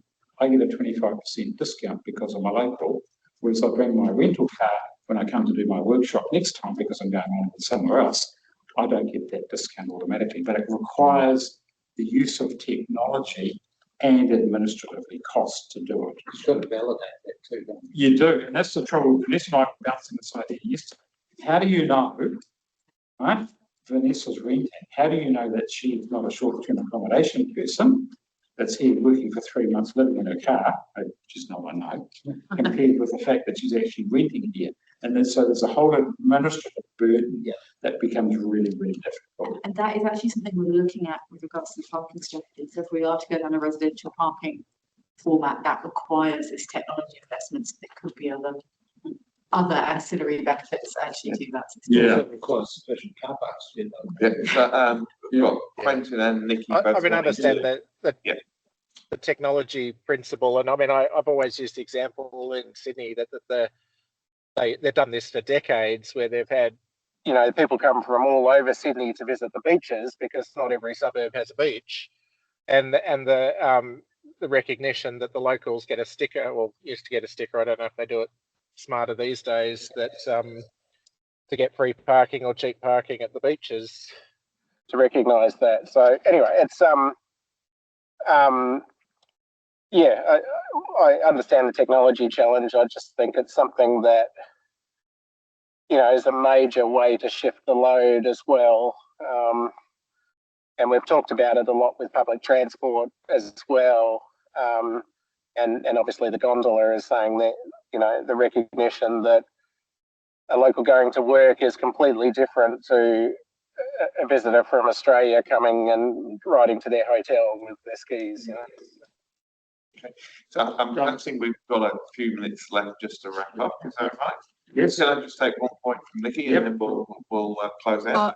Okay, I'll try and be quick. Just a quick question around car parking and stormwater. And I'm just wondering, I was just sort of thinking about the links with the Water Services CCO when we set rates versus fees, and whether the CCO could charge us rates for stormwater on things like car parks, council hard stand.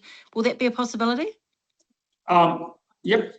The only thing the Water Services CCO can't do is charge for stormwater coming off roads. So if, given that, I'm just wondering, do we have a work program we're working in tandem with them to understand what they're going to be doing on that front? Because that will need to then impact how we collect or the amounts that we put on our parking fees and so on, so that any extra that's due to stormwater costs and so on doesn't then get loaded on rates.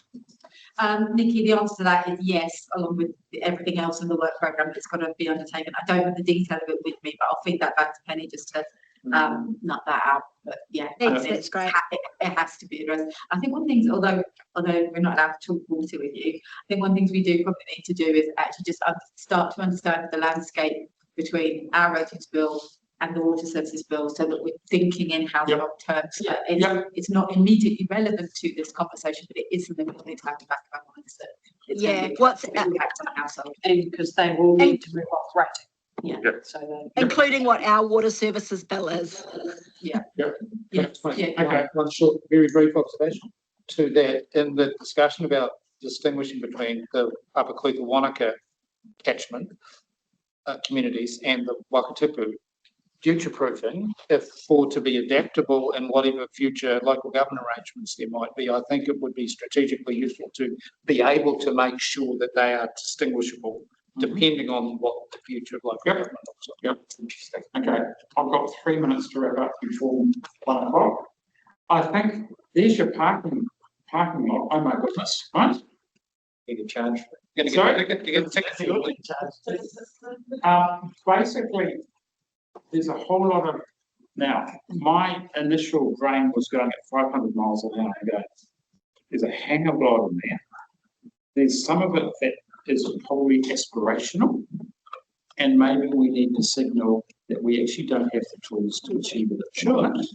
And I think that might be a good way. There might be some of the work there, particularly the remissions, and I like the idea, so I'm not throwing it out immediately. But for example, the remissions and the use of healthy homes might be a journey, not a destination, that we might actually want to start it, right? But when you actually go through it,